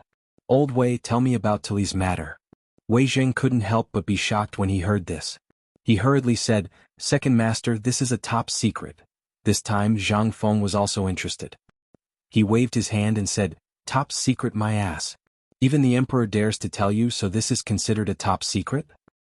Isn't this top secret a bit too weak?" The corner of Li Shimin's mouth twitched. He calmly waved his hand, indicating that Wei Zheng could speak freely.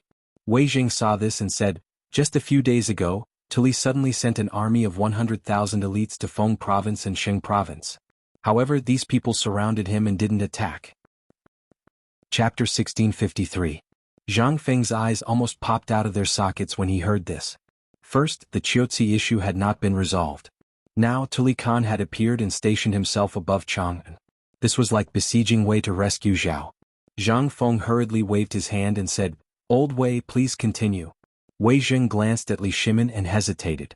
When he saw Li Shimin waving his hand, he said, "A few days ago, Tali sent a message saying that because of the famine, there were unscrupulous merchants among the Tang people who took the opportunity to buy most of the Turkic war horses, cattle, and sheep. As a result, there are almost no horses, cattle and sheep to graze in the Turkic territory. This has already angered the Turkic tribes, so this time, almost all of the Turkic people are on the move. They want to get benefits from the Tang dynasty. Who knows where they got the phosphorus phosphate? So, the emperor immediately sent a diplomatic mission and a large number of spies to Feng province and Sheng province to investigate and negotiate. They found that the 100,000 people were really all the elites of the Tuli tribe. Moreover, the diplomatic mission sent this time made no progress at all. That's why the emperor is so worried. Tuli going south. Zhang Feng finally remembered the fuse that had caused the war between the Tang dynasty and the Turkic people to last for 50 years. According to historical records, the Tang dynasty and the Turkic people would have a fierce war next year. At the beginning, Zhang Feng thought it was because of the Qiuzi issue. But now, after hearing Wei Zheng's words, Zhang Feng suddenly felt that this matter was just a preparation for this plan. They wanted to draw out all the soldiers of the Tang dynasty's Longyu Road and station the 300,000 allied troops outside Qiuzi city. Then, the 100,000 elites that Tuli suddenly appeared and headed straight for Chang'an. This was simply like the Wei River Alliance. His Majesty's thoughts and ideas had been thoroughly studied. He wanted to let Tubo have internal strife, and then Tubo would inevitably come to the Tang dynasty for help. Then Shili would join hands with India to make a big move to pin down the troops and horses of the Tang dynasty. At first, they wanted to lure away all the troops of the Tang dynasty in the north and trap it in Jianan Road. But because of his appearance, he devised a brilliant plan of besieging Wei to rescue Zhao, which caused a flaw to appear in the Tujua's original plan. However, this was only a careless mistake. These people actually only used a single move to push the boat along with the current to continue with this matter. It was simply, the Turks really weren't all fools. This kind of talent, Zhang Feng could not help but want to play a game of chess with him. However, this was no longer the time that the Tang dynasty could choose.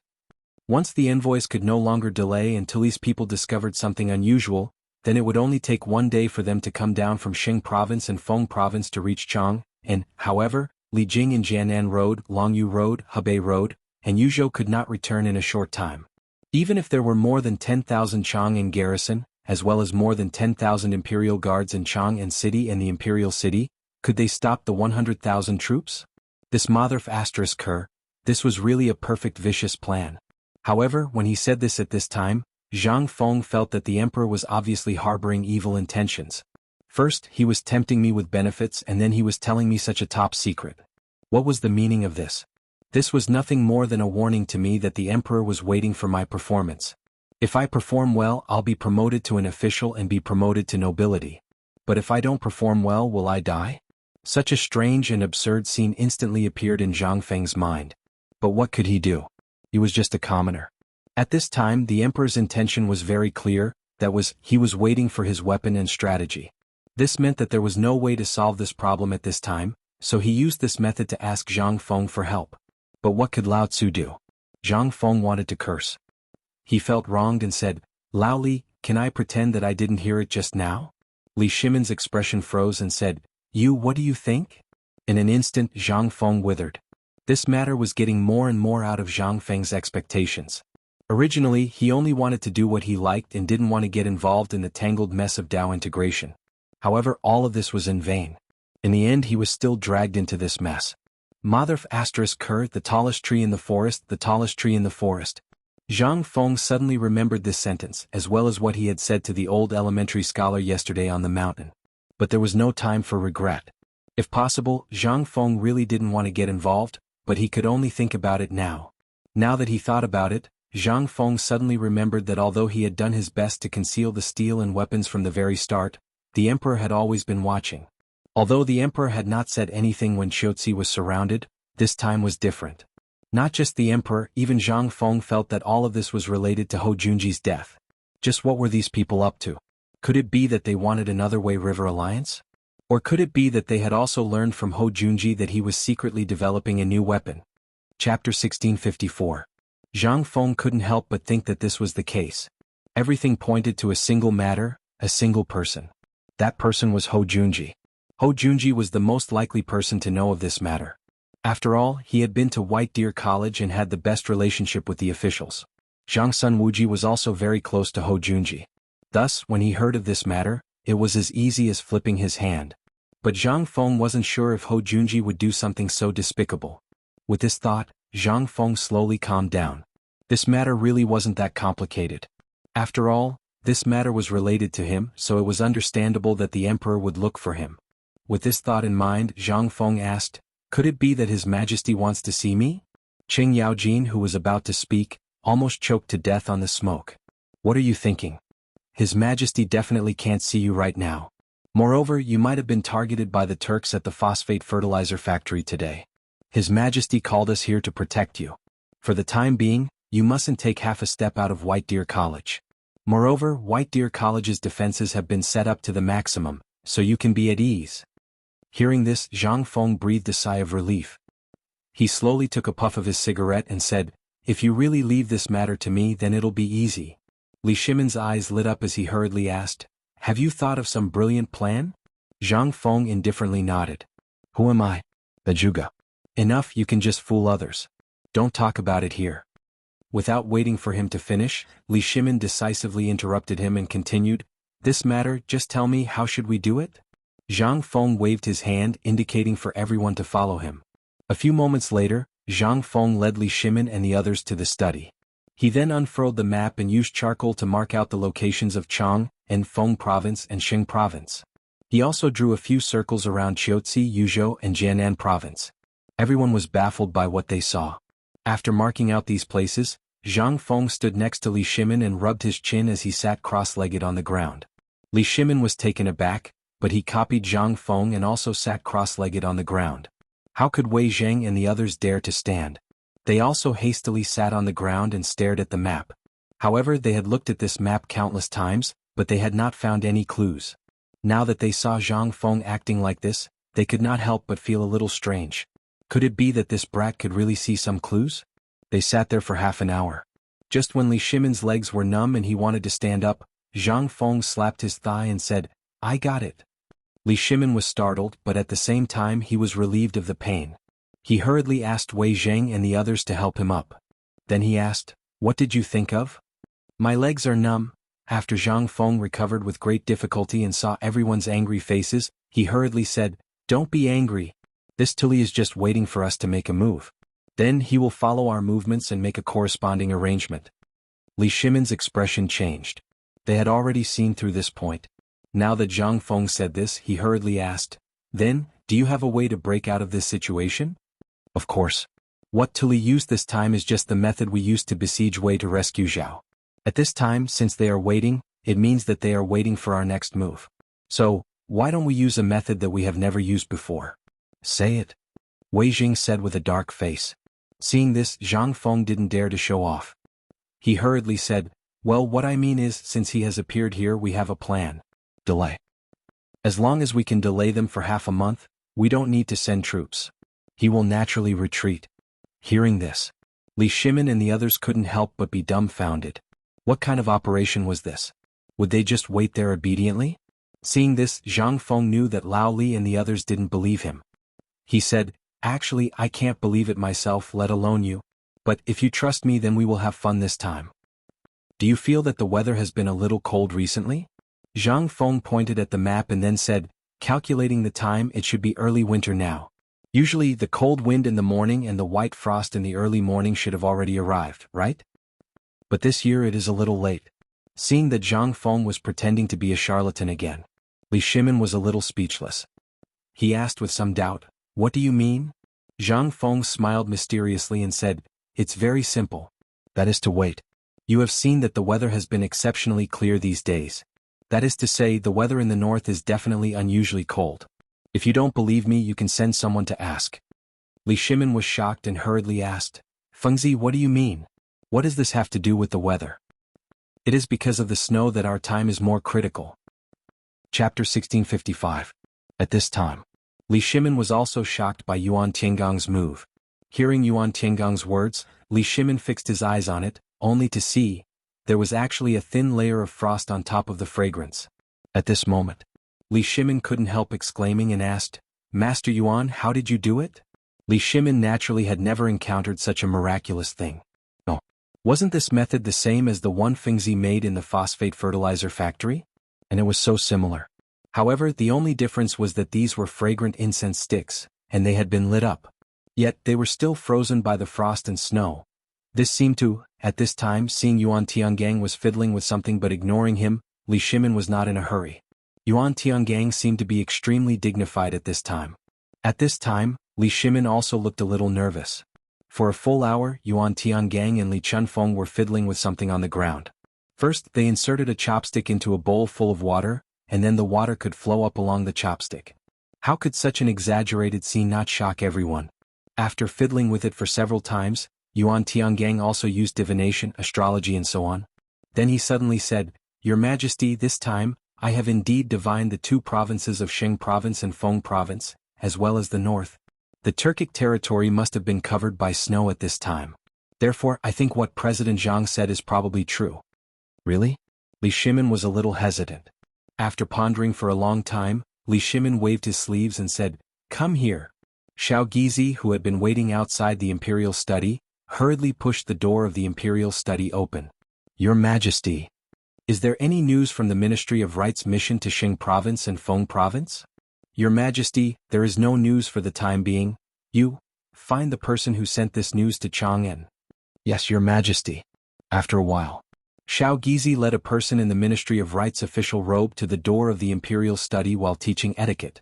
As soon as he entered the door, Xiao Gizi hastily said, "Your Majesty, the official from the Ministry of Rights who came back to Chang and to deliver the message has arrived." When Li Shimin heard this, he put down the memorial in his hand. With a wave of his hand, he dismissed everyone. Li Shimin walked down from the dragon throne and came to the side of the minor official from the Ministry of Rights who was kneeling on the ground and trembling with his head pressed against the ground. "Let me ask you, did you come back from Feng Province or Xing Province? When did you come back?" When that person heard this, he hurriedly replied, "Replying to Your Majesty, this lowly one returned to the Ministry of Rights in the afternoon today." That minor official from the Ministry of Rights even clearly explained how long he had been delayed on the road, who he had met on the road and what he had eaten. Li Shimin frowned slightly. He interrupted that person and asked, "Let me ask you, when I left, what was the weather like in Xing Province and Feng Province?" The petty official couldn't help but be stunned. The emperor actually asked such a question? But he didn't dare to think too much. He hurriedly replied, "Your Majesty, I left Feng Province early yesterday morning, but this lowly one didn't pay much attention to it. I just felt that it was much colder than usual." "How cold was it?" Li Shimin instantly grasped the key of the question and asked. This answer almost confirmed Li Shimin's thoughts. After all, at this time, there were already the memorials from Longyu Province and Yuzhou Province in the last 2 days on his desk. In these 2 days, almost all of them were reporting about the strange weather, as well as hoping that the imperial court would transfer military supplies. Even in some places, because of the arrival of winter, many soldiers were still wearing summer clothes. There were already soldiers who were frozen to death due to the cold. It was just the beginning of winter. That was it. Then, at this time when the petty official spoke again, Li Shimin couldn't help but come to his senses. The petty official said, "Your Majesty, this lowly one only knows that the wind and rain at the end of the year in Feng Province and Xing Province have lasted for countless days. And I don't know why it suddenly became cold these 2 days. The cold was like rolling in the snow without wearing clothes. When I came back, some people in the delegation had already caught a cold because of the cold." Hearing this, Li Shimin instantly understood. Before the gathering, Yuan Tiangang had told him the result of divination, but Li Shimin still felt it was incredible. If it was true, then the matter of Tuli's visit this time could be discussed. "Master Yuan, what do you think of this matter?" Li Shimin dismissed the petty official and then turned to ask Yuan Tiangang, who was sitting on one side. Yuan Tiangang first silently looked at the bagua mirror on the desk in front of him, then nodded and said, "According to the observation of the imperial astronomer these days and the calculation of venting anger in the past, it has been a few days since the beginning of winter. So at this time, it's reasonable that something happened in the Turkic territory. Otherwise Tuli wouldn't be so arrogant. Although this lowly one doesn't know anything about military deployment, I know that once he really starts a war, he won't be stationed in Xing Province and Feng Province." Chapter 1656. After all, Yuan Tiangang really didn't understand military science. He just guessed the things in Feng Province and Xing Province in the way he was good at. In the end, Li Shimin's head was about to explode because of Yuan Tiangang's astrological divination. He hurriedly sent Yuan Tiangang away. Only then did he find that the light had already been lit in the imperial study. At this moment, Zhang Sun Wugo, who was dressed in dark green robes, slowly walked in with a plate of food. When Xiaogizi saw this, he hurriedly dismissed all the palace maids and closed the door on his way out. In an instant, only the Emperor and Empress Zhangsun were left in the imperial study. "Second brother, have some porridge first. You haven't had a good meal all day." Seeing this, Li Shimin sighed. At this moment, Empress Zhangsun had already handed the porridge to Li Shimin's mouth. Li Shimin looked at the porridge and instantly smiled bitterly. "Is it still that guy's porridge?" "Yes." While speaking, Empress Zhangsun had already come behind Li Shimin. She pressed Li Shimin's temples and began to gently massage him. With such a massage, Li Shimin instantly moaned comfortably. "Mei Guanyin, do you think Tilly's trip to the south is really as easy as Fengzi, Master Yuan and the others said?" While speaking, Li Shimin's jade spoon stirred in the glazed bowl with tinkling sounds. He instantly thought of the transparent bowl Zhang Feng used in the phosphate fertilizer factory today and instantly lost his appetite. He simply leaned on the dragon throne and let Empress Zhangsun massage his temples. At this moment, Li Shimin calmed down.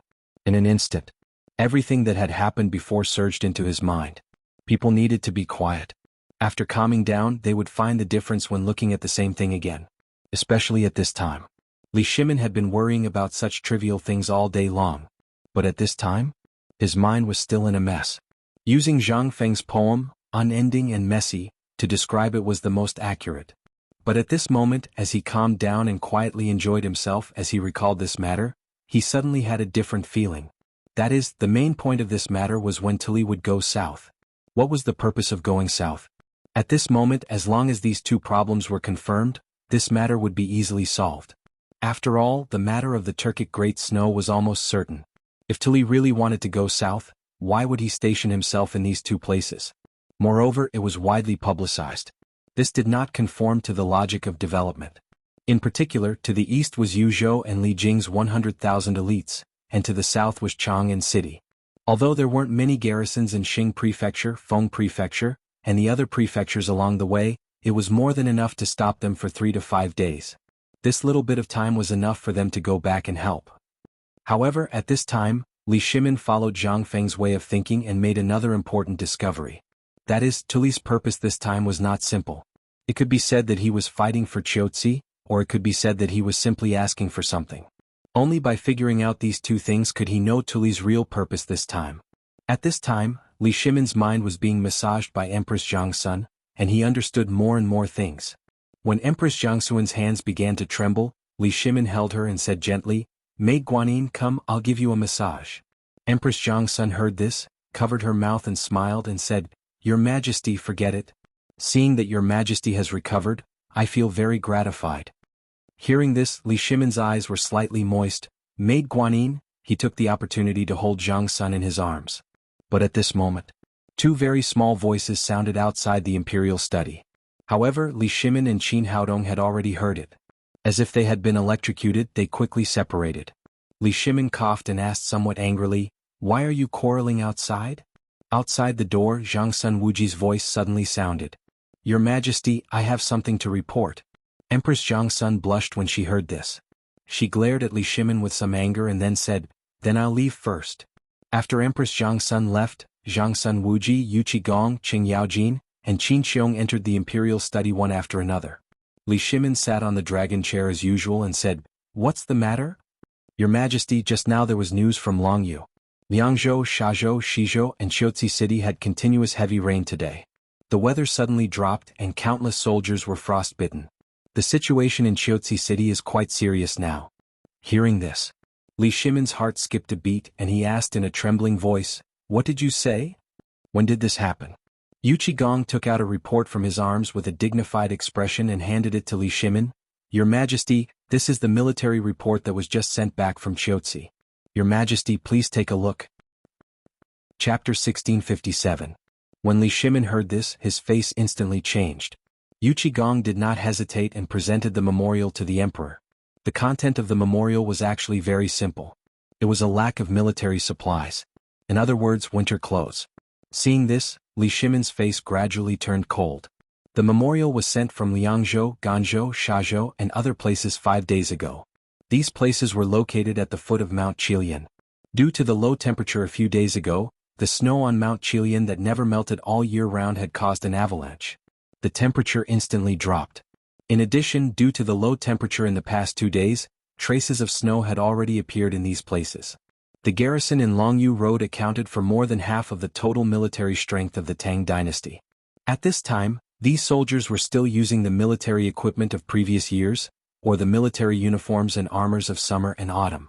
Compared to the unpredictable weather in Longyu Road, Li Shimin instantly frowned. This matter was too serious. However, right at this time, Yu Qigong once again said, "Your Majesty, the accompanying messenger said that this time, Longyu's matter is far more serious than this memorial. The reserves of the various provinces and prefectures are practically all in a state of emergency. If the court still doesn't respond, who knows, in another half a month it might. Is there any news from Chiotzi?" Li Shimin was most concerned about Chiotzi. In the end, this matter could be solved. If something happened to Chiotzi, then the problem would be really big. At this moment, Li Shimin suddenly thought of a terrifying matter and hurriedly asked, "Have you seen the Crown Prince?" At this question, their expressions changed instantly. "Your Majesty, didn't we agree that the Crown Prince would go to Chiotzi City from the Chang and barracks with Niu Jijie tomorrow?" Qing Yaojin and the others did not know why the emperor asked this at this time, but they still reminded him. Now that he said this, Li Shimin just remembered, but at this moment he suddenly had a thought that he did not want the Crown Prince to go to the front line. And he also believed that these people seemed to have come in the middle of the night for this matter. Li Shimin took a deep breath and said, "Speak. Did you come here so late at night because of the Crown Prince?" In the beginning he hadn't thought about it. However, when he thought about it, of all times, this memorial had to come at this time. Furthermore, it was delivered right here. Moreover, these people had come together. It would be strange if there was no problem. Seeing this, Qing Yaojin and the others said, "Your Majesty, this is a serious matter. I think it's better to wait until after tomorrow's morning court. What do you think?" After all, the Crown Prince's personal expedition is a major event. At this time, such a big thing happened in Chiotzi and Longyu Road. If we go to Chiotzi at this time, it will definitely make the court uneasy. Your Majesty, please reconsider. Although this matter doesn't seem to be a big problem for the time being, it will be a big problem once there is a problem, Your Majesty. This official requests the Emperor to take back the order. The matter of the Crown Prince guarding the border needs to be discussed separately. Qing Yaojin and the people from the military department were anxious. They all knelt down. After all, they had all been Li Shimin's generals, and the Crown Prince was related to the continuation of the Tang Dynasty. This could not be a trifling matter. In the past, going to the border with Niu Jinda and the refined equipment would not be a big problem. But now, the sudden change in weather, the heavy snow stuck between Kucha and Chang, and the sudden drop in temperature could instantly affect the morale of the army. In the past, it would have been fine, but in this weather the soldiers were hungry and cold and their morale was slack. Moreover, they were facing an army of more than 300,000 Turkic and Indian soldiers, perhaps even more. At this time they would definitely take advantage of this and send out their troops.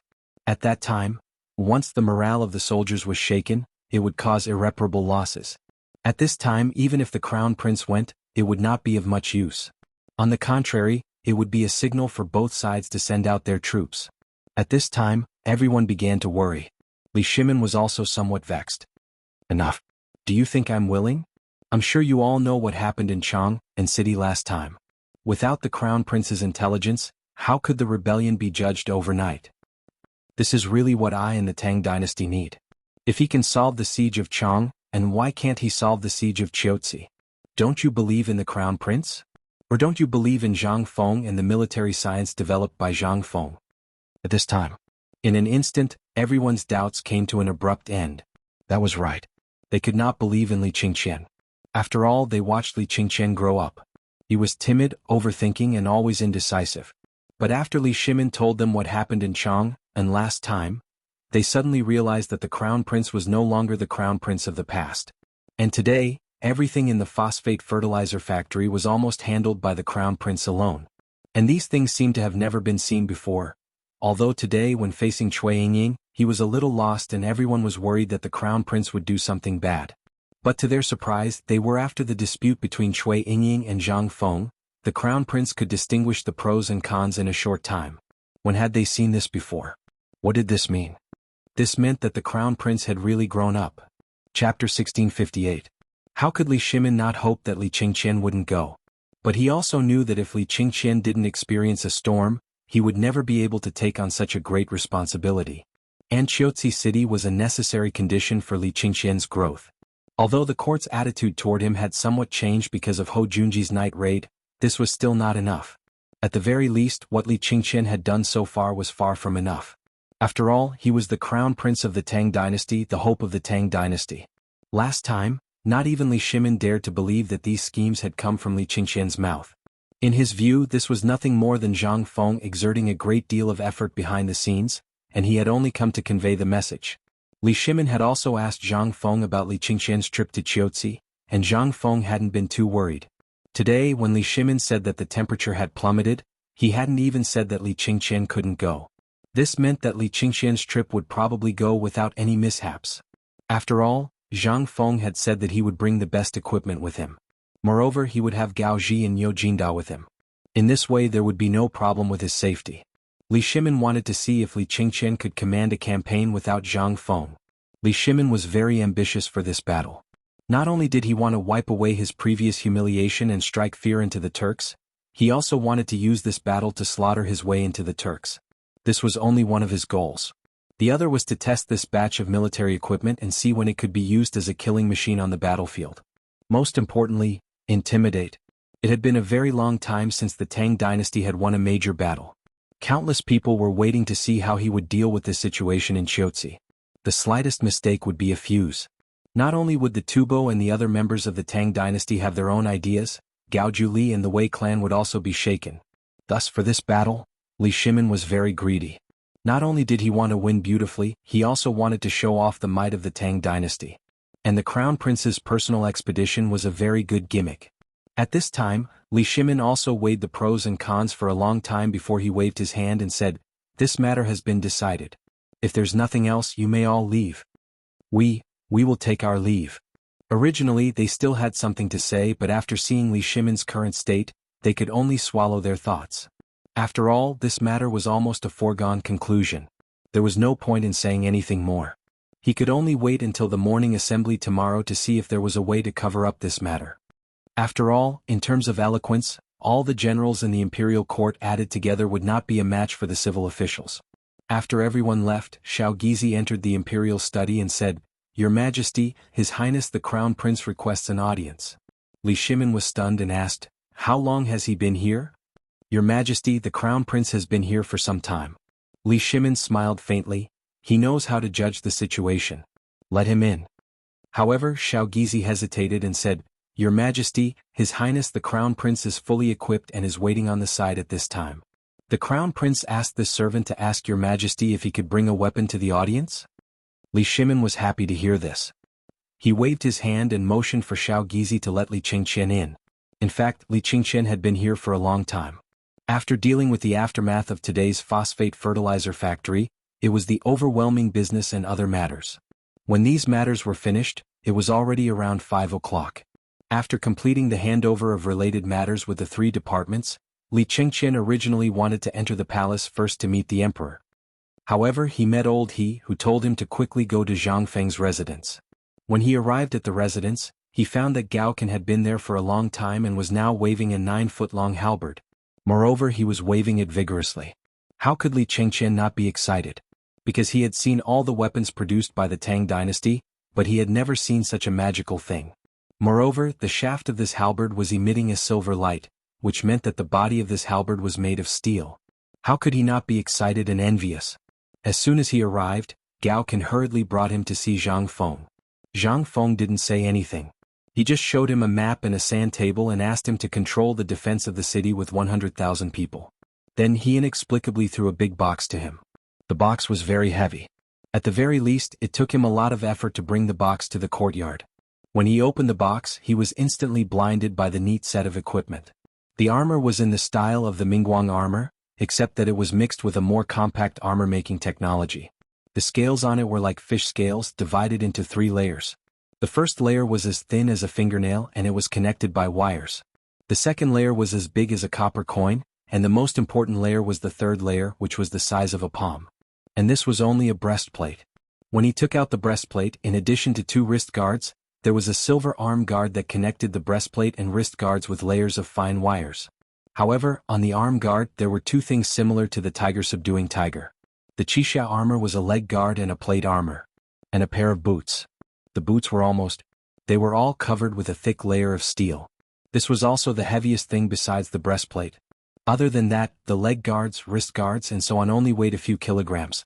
However, this also caused Li Qingqian to be greatly shocked. Could this thing be worn? He didn't know why this armor was made like this. And under this set of armor, there was something that made Li Qingqian's eyes light up. It was a cloak that he was wearing at this time. At this time, Li Qingqian carried a longbow on his back and a spear in his hand. On his right belt hung a crossbow and a quiver of arrows. On his left waist hung a modeo that shone with silver light. Along the way he walked into the imperial study. As soon as he entered, Li Shimin's eyes widened. Chapter 1659. Your son pays his respects to father. As Li Qingqian spoke, he straightened his body and gave Li Shimin a standard military salute. Li Shimin's eyes almost popped out of their sockets. Seeing Li Qingqian's reaction, he hurriedly called for more candles to be lit in the imperial study. Only then did he see the armor he was wearing clearly. Speaking of armor, Li Shimin thought of the strangely dressed statue of Zhang Feng's mentor at the entrance of the academy. At this moment, Li Qingqian was wearing exactly the same as that. Qian, what are you wearing? At this time, Li Qingqian was wearing a loose shirt with countless large pockets. Among them, several crossbow bolts could be faintly seen. Especially in the pockets on his arms, it was unknown what was inside, but they looked incomparably flat. The shirt was as green as a thicket. There was also something without sleeves on the outside of the shirt. It was made of a kind of leather. There was nothing else on it, but it looked like two pieces of turtle shell. No matter how he looked at it, it felt awkward. Moreover, he didn't see that kid take it out when he was on the mountain last time. Could it be that this thing was the bulletproof vest? Qian, this is the bulletproof vest? Hearing this, Li Qingqian hurriedly took off the bulletproof vest. However, taking off the bulletproof vest was also a laborious task. It took him a whole cup of tea's worth of labor to take off the bulletproof vest. When he threw it on the ground, it made a clanking sound of jingshu. Seeing this, Li Shimin became even more curious. He picked it up from the ground. In an instant the weight shocked Li Shimin. This thing already weighed more than 5 kilograms. After touching it carefully, he realized that the things that looked like plate armor were actually pieces of steel. The back of the bulletproof vest was sewn with an inch-thick piece of iron. This? Before Li Shimin could finish, Li Qingqian said, "Father, this is the bulletproof vest. It's made of 3 steel plates and 5 small steel plates on the side. It's also made of steel wire. It took Feng Zi Mokido and the craftsmen on the mountain 3 days to sew it. And so far, only 3 have been made. More than 70 people have been mobilized and in 3 days and 3 nights. Hearing this, Li Shimin finally understood. However, he was still shocked by Li Qingqian's description. 3 days. And that's what they came up with? Damn it. It was simply insane. 3 pieces of equipment had already mobilized so many people. What would happen if an entire army of 100,000 people was equipped with this thing? How could that be? At this time, Li Shimin was still quite shaken. With Li Qingqian's help, he put on the bulletproof vest. Although it took some effort to put it on, it didn't affect his movements at all. He didn't feel any discomfort even when he swung Li Qingqian's spear. It was as if he wasn't wearing it at all. At this time, looking at the armor on Li Qingqian's body, Li Shimin's eyes burned as if they were on fire. Seeing this, Li Qingqian introduced them to Li Shimin one by one. "Father, look. Feng Zi said that this is a combat uniform. There are 20 eyebrows and 2-foot-long Lujiang arrowheads on each arm. When he's not using them, he uses them as arm guards. The one on the wrist is called a special combat glove. It's made of steel wire and leather. The rubber on the back of the hand is actually a steel plate. These bags are filled with steel plates. This is called a combat trouser. The pockets of the trouser have the same effect.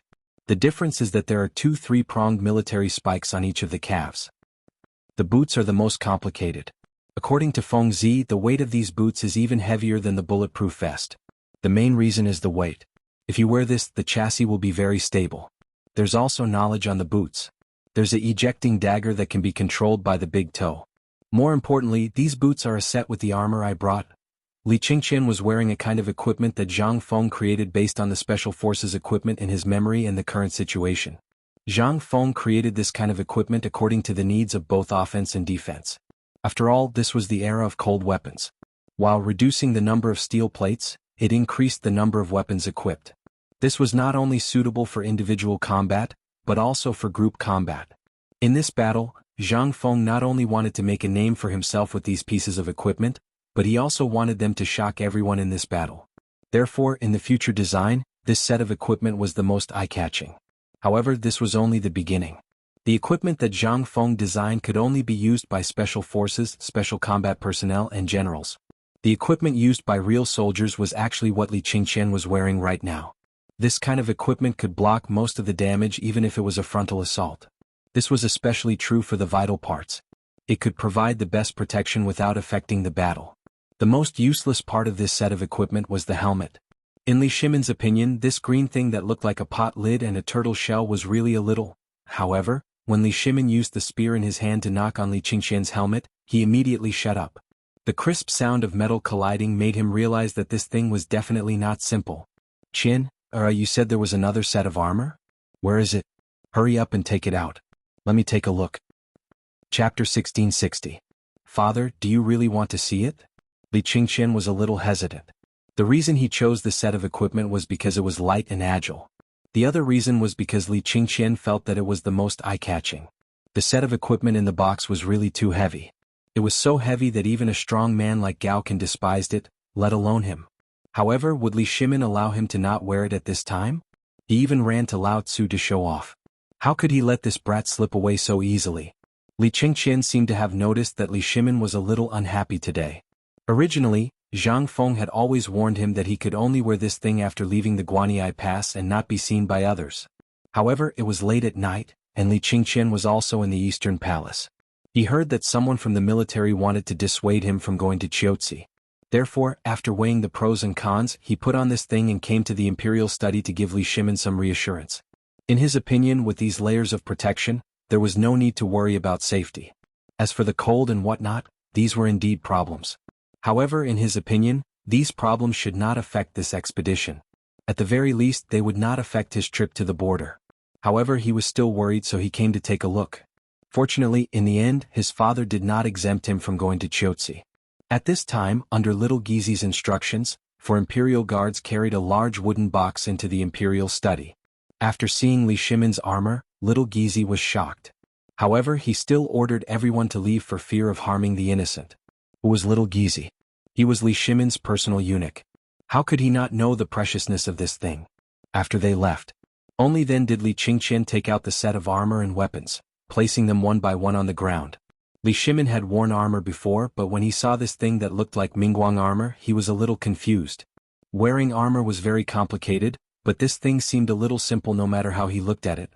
After seeing the armor, Li Shimin's interest was piqued. He said, "Chen, come help me put it on." "Imperial father, you can't do that." Li Qingqian turned pale with fright. He knew about this armor.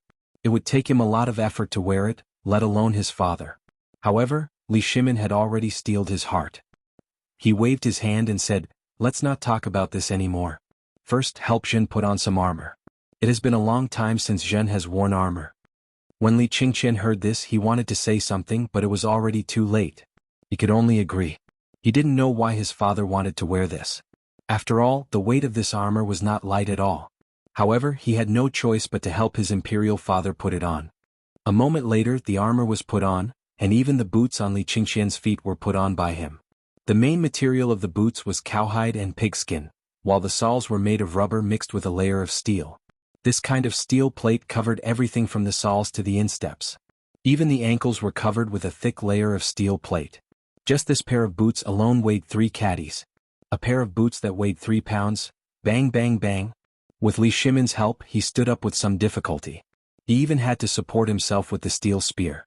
This made Li Shimin sigh with emotion. Looks like Zhen is still old. This set of armor that weighs several tens of jin is already weighing me down to the point that I can't breathe. When Li Qingqian heard this, he hurriedly said, "Imperial father, what are you saying?" This set of armor was originally extremely heavy, and it was difficult for Sun to wear it. However, this set of armor doesn't affect my movements in battle at all. Moreover, its defensive ability is incomparable. Although Sun has never tried it, Sun dares to guarantee that ordinary crossbows won't be able to pierce through it at all. Therefore, Sun feels that there is no need to doubt Sun's safety this time. Sun can definitely. Li Shimin waved his hand and interrupted Li Qingqian. Zhen is not worried about safety. These things are all made of that kind of steel. Jin is assured.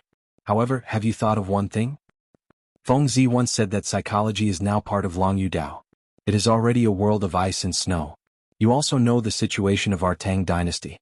We don't have enough military equipment. What Jin is worried about is the morale of the army. This was what Li Shimin was most worried about.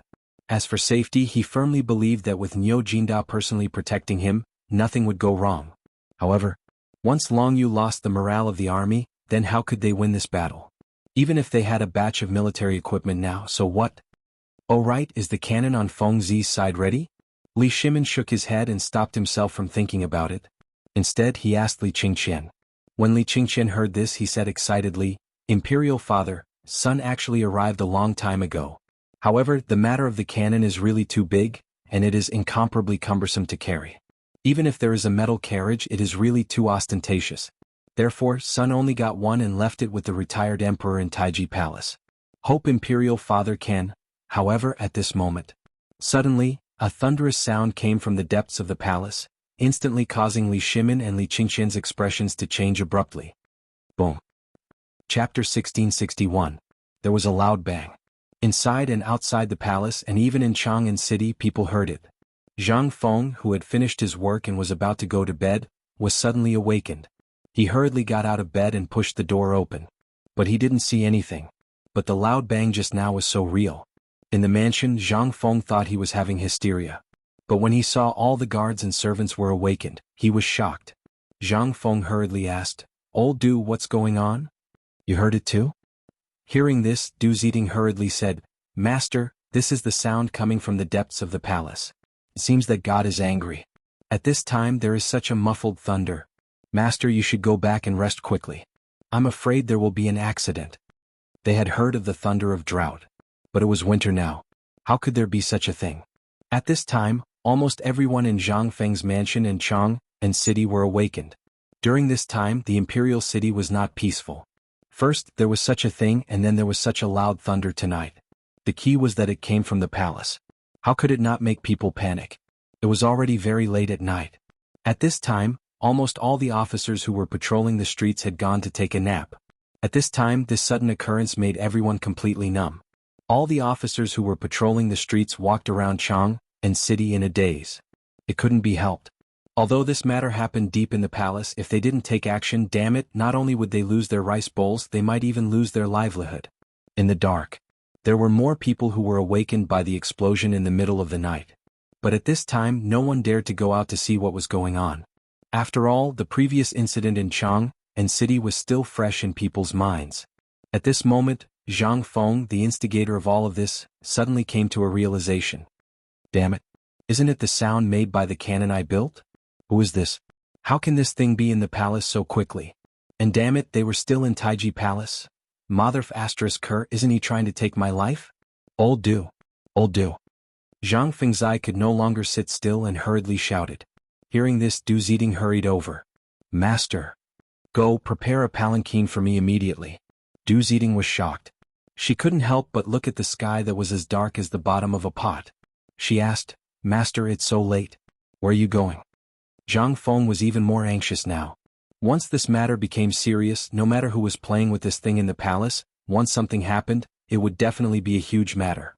At that time, the matter of the cannon would definitely not be able to be hidden. Even if the emperor didn't get involved, what would the civil and military officials of the court, as well as the eccentric retired emperor, do? Just thinking about it made him feel extremely excited. In fact, Zhang Feng was not afraid of Li Shimin. Although he had never seen him, the emperor would definitely know that he had made so many contributions to the Tang Dynasty. Moreover, this thing was made by the emperor at his behest. If something happened at this time, it was obviously the emperor's own fault. Damn it, you could have gone to the palace to take the exam. Why did you have to do it in the palace? Wasn't it obvious that you were looking for excitement? And it was in the middle of the night. Did you want to blow up the palace? Zhang Feng had mixed a lot of iron beads and iron scraps into the gunpowder to increase its damage. The entire cannon was also made of a layer of colored glass and a thin layer of pig iron. The lethality of the cannon was invisibly increased countless times. Zhang Feng didn't even need to think to know the result of this shot. If he didn't run now, when would he run?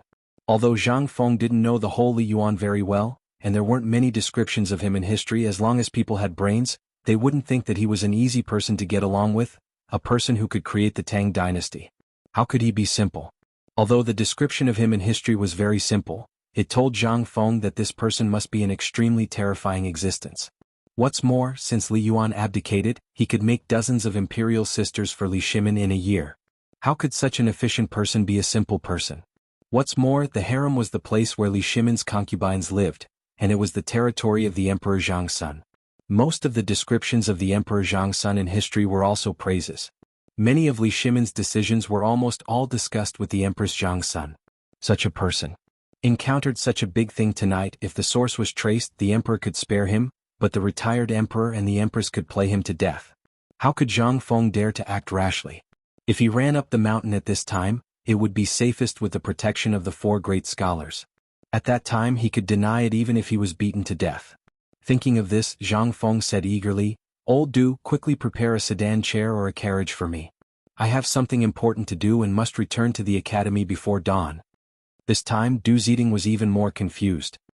He said with a speechless face, "Master, now it's estimated that you can't go out of the city gate before noon tomorrow." Zhang Feng was dumbfounded. He asked, "Why? Why can't I go out without any reason?" "The fire of Chang and city last time hasn't been settled, so the higher-ups made the rule. Except for the approval of the imperial court, under normal circumstances, you can only go out before noon but not in." Hearing this, Zhang Feng's eyes went black instantly and he said sadly, F***CKU. Chapter 1662. Deep inside the palace. Actually, it refers to the harem. The harem is located in the west inner court behind the Yeding Palace. This west inner court is the imperial garden.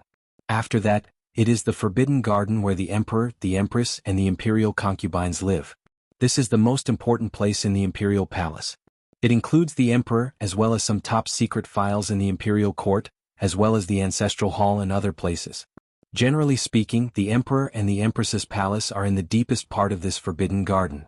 However, Li Shimin set up his palace at the intersection of this west inner court and the forbidden garden in order to facilitate the handling of government affairs. And the empress naturally has to move over.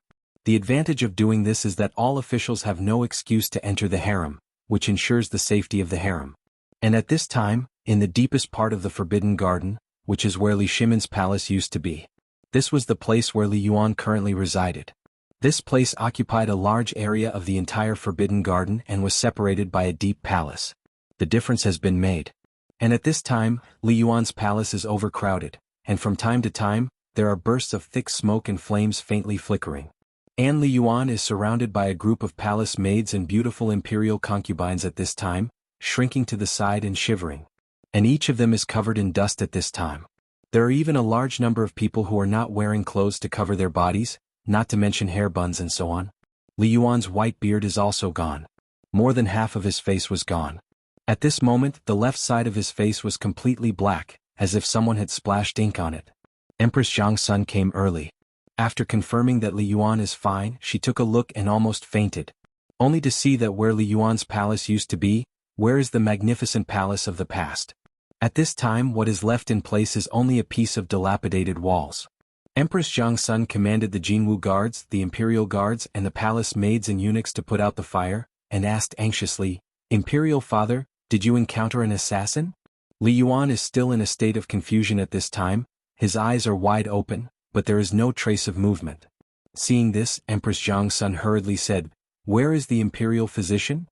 "Empress, this official is here. Quickly diagnose the retired emperor."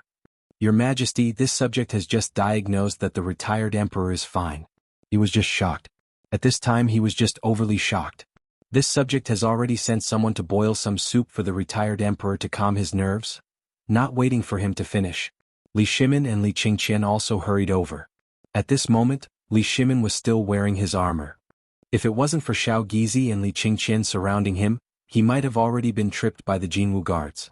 At this moment, Li Shimin first glanced in shock at the palace that was almost blown into ruins.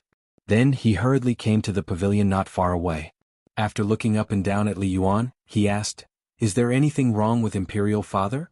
Empress Zhang's son anxiously pulled Li Shimin to the side and said, "Imperial Father is fine, he was just frightened." "But what happened? Where did this assassin come from?"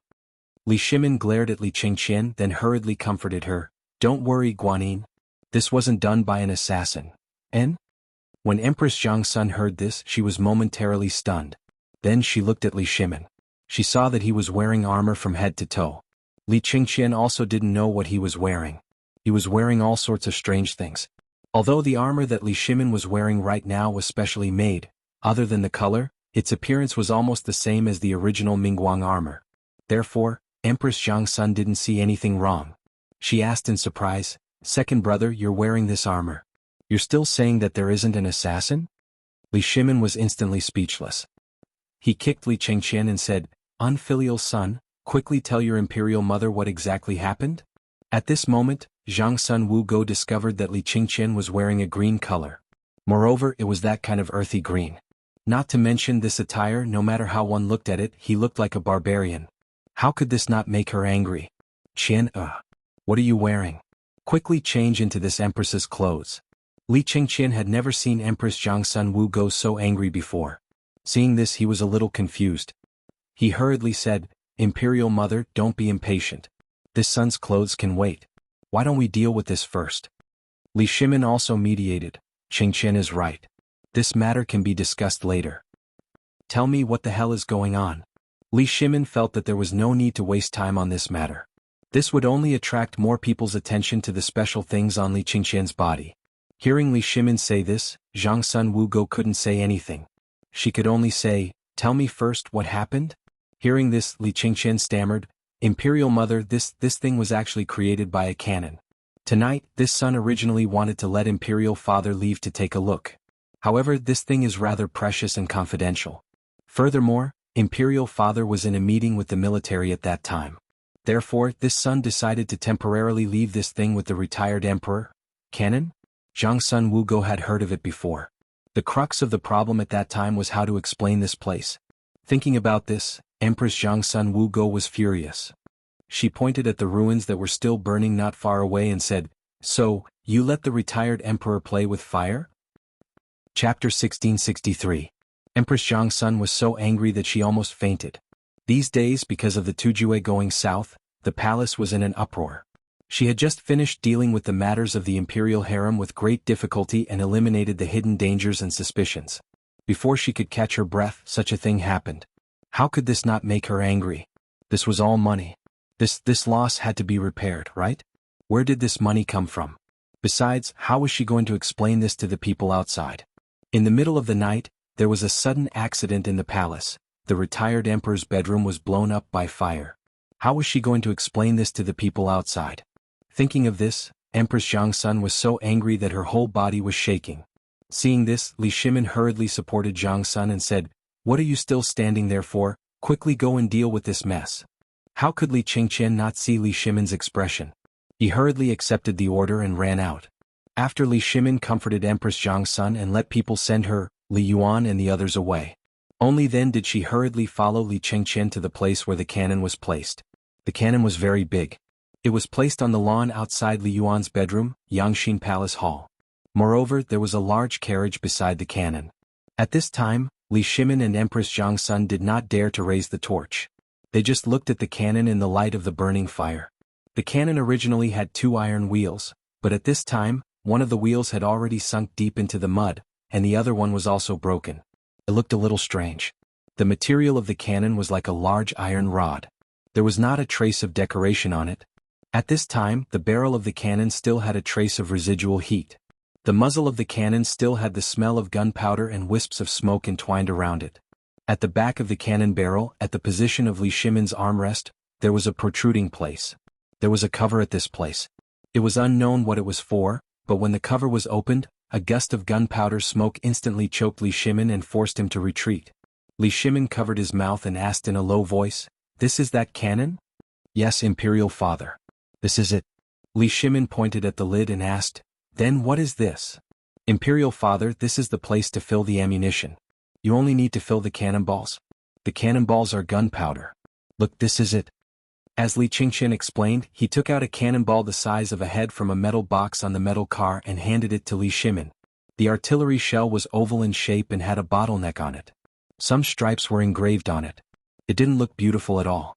Li Shimin waited for a moment and instantly had an evaluation. The entire cannon looked very ordinary. Wasn't it just a large iron pipe with 2 wheels installed on it? However, could this toy really destroy the entire Yangxin Palace Hall? Li Shimin was in disbelief. After all, he and Li Qingqian didn't see the scene of the test at the smelting workshop. At this moment, when he saw the head-sized object and the huge hole in the middle of the Yangxin Palace Hall, which occupied more than 2 mu of land, he couldn't help but feel a chill down his spine. Could such a small thing really cause such great destruction? Li Shimin couldn't help but feel agitated. He couldn't help but ask, is this toy really so powerful? Li Qingqian swallowed his saliva and said, Imperial Father, why don't we give it a try? In an instant, the two of them couldn't help but shiver. Li Shimin's expression changed and he asked, did you say the same thing when the retired emperor asked you a question just now? Li Qingqian hurriedly said, no, just now, the retired emperor was just playing around and didn't ask anything. Oh yes, Imperial Father, it seems that the retired emperor knows more about this than we do. Li Shimin suddenly remembered that this thing was witnessed by the retired emperor. Although it was just a test shot, this toy didn't seem to be difficult. It was nothing more than putting the shell in the cover and that was it. How could the retired emperor not know such a simple thing? Li Shimin was speechless. He was even a little angry. This was not something a human would do. Li Shimin took a deep breath and looked at the shell in his hand. Instantly his back felt numb. Just one of these things was already so powerful. What would happen if it exploded? Li Shimin hurriedly threw the shell in his hand to Li Qingqian and waved his hand in annoyance. You have to settle this before dawn. Otherwise, I'll teach you a lesson in the morning court. Li Qingqian felt wronged. But what could he do? One was Lao Tzu and the other was his grandfather. His grandfather was in trouble and he didn't stand up for him. What could he do? Although he felt wronged when he saw the power of this shell, his chances of winning the battle against Jiuzi were even greater. Although there were only 10 cannons. At this moment, 1 cannon blew up his grandfather's bedroom. If 10 cannons were fired at the same time, Li Qingqian felt excited just thinking about it. Chapter 1664. Long live the Emperor. The next morning. To be precise, it was 6 hours later. He had just finished dealing with the matters in Yangxin Palace Hall when it was time for the morning court. Li Qingqian hurried back to change into his court attire. As soon as he arrived at the political announcement hall, he heard Xiao Gizi singing. Li Shimin waved his hand tiredly. The morning court had officially begun. At first, Wei Zheng hurriedly reported, Your Majesty, what happened in the palace last night at 1 o'clock in the morning? This morning, on my way to the court, I heard someone say that there was a thunderstorm. I'm afraid there's a change. The supervisor of the imperial astronomer also hurriedly complained, Your Majesty, I've been observing the stars recently and I didn't find any signs of disaster. However, the sudden appearance of the thunderstorm last night was really strange. Everyone in the imperial astronomer has been busy since 1 o'clock in the morning. It's only now that we found out that it was a thunderstorm from the sky, which means there's a change. Your Majesty, at this time almost everyone in the court had different guesses. Almost every department seemed to be telling what they were doing after the incident last night, but in fact they were telling the emperor. They didn't sleep last night because they had been busy with this matter. However, at this time, only the people in the military department didn't say anything. After all, Yu Qigong, Qing Yaojin, and Qin Xiong from the military department didn't say anything. They were calm and composed. Even if they had something to say, they had to hold it in. This was the rule of the military department. If the boss didn't say anything, if they dared to say anything, they would be beaten up when they went back. No one could avoid it. This was the rule of the military department. At this time, Li Shimin also saw the problem. He ignored the crowd and looked at the military department. My dear ministers, do you have anything to say? Hearing this, Yu Qigong, Qing Yaojin and Qin Xiong looked at each other and then said, Your Majesty, we don't know what happened in the palace last night, so we can't make wild guesses. However, after the incident last night, we sent 5,000 elites to wait for Your Majesty's orders. And the defense of the entire Chang and city has been strengthened several times. We didn't find anything unusual. We think that if we want to investigate this matter, we should go to the palace. How dare you? Yu Qigong, how dare you? That's the Forbidden Garden. What are you thinking? How dare you barge into the Forbidden Garden? Your Majesty, Yu Qigong has been sentenced to death. At first, Li Shimin nodded repeatedly as he listened. However, the sudden voice of the civil officials made him extremely displeased. He waved his hand indifferently and said, Then Lord Zhou, do you have any good ideas? Hearing Li Shimin's words, the Minister of Rites, who had been making the most noise, was instantly silenced. His expression quickly changed as he said, Your Majesty, this matter must be investigated from within the palace. However, this matter is of great importance. I feel that Your Majesty should personally— Enough, shut up. At the end of the day he just didn't want to care. Li Shimin looked indifferently at the Minister of Appointments and said, As the Minister of Rites, you don't know what to do when something happens in the palace. Minister Yuchi only spoke his opinion and it was a capital offense. What do you think your punishment should be? Instantly, the faces of the ministers who had just jumped up changed slightly. The Minister of Rites' face was as pale as paper. Seeing this, Li Xiaogong hurriedly said, Your Majesty, this matter concerns the dignity of the Emperor. Therefore, I feel that this matter should be investigated thoroughly. It should be handed over to the Supreme Court to investigate. Seeing this, Li Shimin nodded. My dear Minister, you are right. However, I saw what happened last night with my own eyes. Nothing happened in the palace. Let's not talk about this matter for the time being. What? Your Majesty saw it with his own eyes?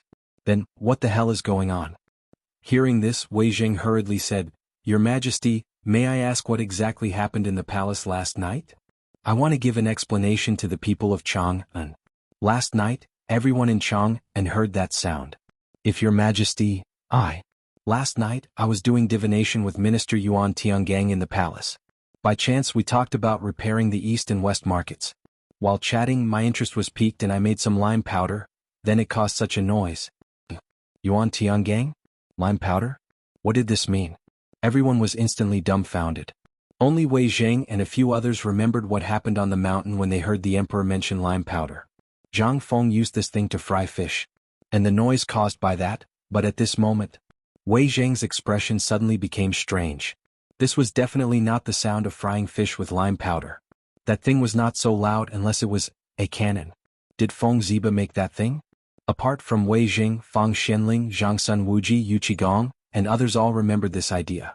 They couldn't help showing a touch of excitement in their eyes at this time. After all, what they wanted to discuss today was the matter of the crown prince guarding the border. At this time, Li Shimin waved his hand and said, This matter ends here. If you have any questions after the court, you can ask Prime Minister Wei. Prime Minister Wei knows what is going on. The war in Qiuzi has been going on for some time. Minister Yuchi, let's talk about the war in Qiuzi. Li Shimin saw the opportunity and pushed the problem to Wei Zhang. After all, Wei Zhang also knew about this matter.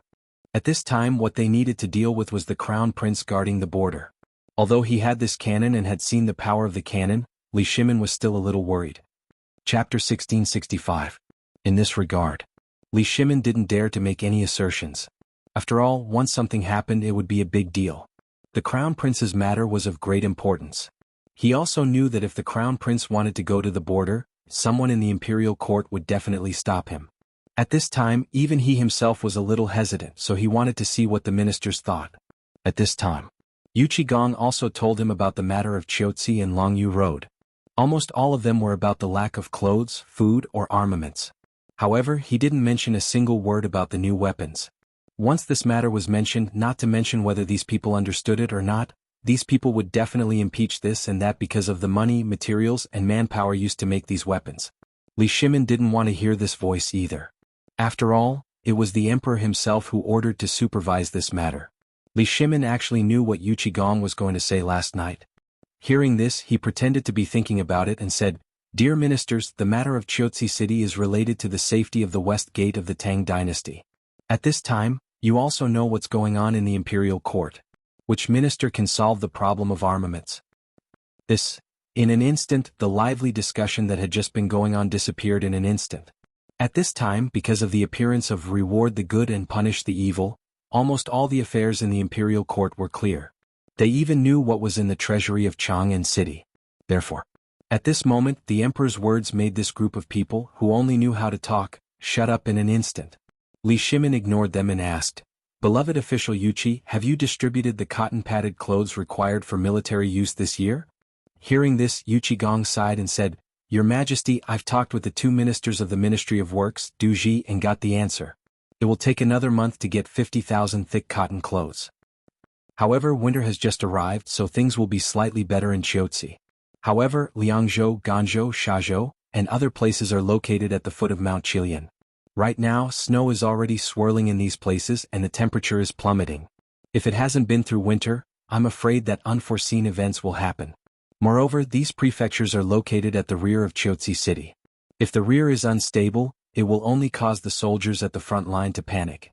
Li Shimin's expression sank as he asked, "Why didn't you report this earlier? Didn't we remember that this matter was reported in June? Why is it still like this when winter is about to enter the 12th lunar month?" Duji, Ministry of War, Ministry of Works, can you give me an explanation? The minister's expressions changed when they heard this, and they hurriedly explained. But it was only in June and July when there was a locust plague, so they didn't have the time to deal with it. When the matter was over, all the mulberry trees had been eaten clean. When the mulberry trees died, there was naturally no food for the silkworms. Most of them died as well. No matter how powerful the Ministry of Works was, there was nothing they could do. But the emperor had been busy with other things and didn't have time to deal with this matter, so it was delayed until now. At this time, the more Li Shimin listened, the more he felt that something was wrong. After all, he did receive such a report in the past, but because of other things he really forgot about it. The more he listened to these people, the angrier Li Shimin became. Enough. We didn't come here to listen to your complaints. Give us a solution in 3 days. We'll leave this matter to Zhang Sun Wuji. Zhang Sun Wuji was a little speechless. But he still obeyed the order. Li Shimin knew that he would naturally have a solution. After this matter was settled, Li Shimin said again, "Today, I want to put the matter of the military supplies aside for the time being. Let's talk about the matter of Chiaotzi first. Xing Province, Feng Province, and Tilikan, you all know about it, right? Then we won't say much. You've all seen this war. Right now, even Longyu Province and Chiaotzi Province are in dire straits, let alone Feng Province and Xing Province. This is a matter of wealth. Thus, we have decided to send the Crown Prince to Chiaotzi to guard the border. On the one hand, we will stabilize the morale of the army, and on the other, we will investigate how serious this matter is. What do you all think?"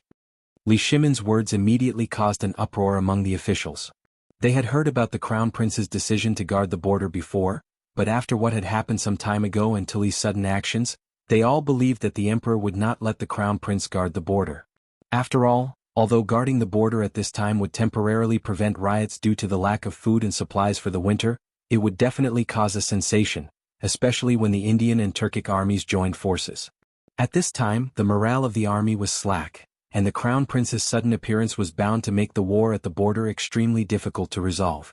To go at this time, it simply didn't make sense. Instantly, all of the civil officials once again erupted with cries of protest and opposition. "Your Majesty, you absolutely can't do this, Your Majesty. Your Majesty, although the Crown Prince guarding the border can raise morale, if he goes now, not only will it not raise morale, it will also cause the entire Tang Dynasty to fall into a passive position, Your Majesty. Your Majesty, please reconsider." Chapter 1666. At this moment, along with the voices of opposition and discussion, there were rising voices. Even the military Yu Qigong and the others began to advise against it. After all, the Crown Prince guarding the border was a major matter. Once the Turks received the news, the difficulty of this campaign would increase by several times. This was absolutely not beneficial to the already complicated war situation at the border. On the contrary, it would lead to an even greater crisis, and it might even destabilize the situation at the border. What would the court officials think? At this moment, Li Shimin was also in a difficult position. He had originally thought that the Crown Prince's decision to guard the border was a little hasty. But after seeing the armor last night, Li Shimin felt that it was feasible. But after seeing the cannon last night, he completely hesitated. Although the cannon was very powerful, was it really suitable for the Crown Prince? Hearing the opposition of almost all the officials, Li Shimin couldn't help but ask, "Crown Prince, what do you think about this?" Li Qingqian actually had something to say, but he knew that he couldn't say it too early or too late. Hearing Li Shimin's words, he said, "Your Majesty. Sirs, you are right. This matter is indeed lacking in consideration. However, this son believes that if we go to the border, putting aside the war, even if this son is unable to resolve the crisis in the north, it is enough to stabilize the current situation in Longyu Dao." Hearing this, Li Shimin's eyes flashed with a hint of admiration. Just the aura he had just displayed, as well as the calmness and composure, made Li Shimin's eyes light up. Even many of the officials in the hall were somewhat surprised. They gradually quieted down, wanting to hear what Li Qingqian's plan was. Li Shimin waved his hand and asked, "At this time all the soldiers and garrisons in Longyu Circuit lack winter clothes. Even if you are the crown prince, if you don't have something to help them survive this winter, will they trust you?" Li Qingqian bowed and calmly replied, "Imperial Father, although this sun cannot solve the problem of the cold, this sun's trip will mean the attention of the court as well as Imperial Father's love. This is extremely important to the people's hearts." "This is possible?" Instantly, all the ministers were dumbfounded. They didn't even dare to think about such a thing. After all, if that was really the case, wouldn't it mean that the crown prince's trip this time would only be beneficial and not detrimental? Could it also give the soldiers who couldn't get winter clothes a sense of belonging, stabilize the morale of the army and win the war? Although many officials had received the news that the emperor wanted the crown prince to guard the borders, the premise was that Xingzhou and Fengzhou were safe. However, not only did something happen in Feng province and Shing province, but the sudden change in the weather also exposed the lack of food and clothing in the army. Otherwise, how could the ministers be at ease? This was the crown prince, the hope of the Tang dynasty. Once the news of the crown prince guarding the border and the Tang dynasty's army reached the ears of the Turks, then, as a result, this war would only break out more fiercely. And if the Turks really captured the crown prince, what would the result be? At this time, seeing the officials like this, Li Qingqian was instead calm and composed as he said, "I know what all of you are thinking about, but if there is someone who can finalize the winter supplies in the army in a short period of time, then what harm is there in not going?" Instantly, everyone was speechless. Who dared to make a guarantee about this? At this time, the crown prince actually talked about such a thing. In an instant, everyone shut their mouths. Seeing this, Li Shimin couldn't help but sigh and say, "The crown prince is right. The biggest crisis at this time is the winter supplies. Dear ministers, who has a solution?"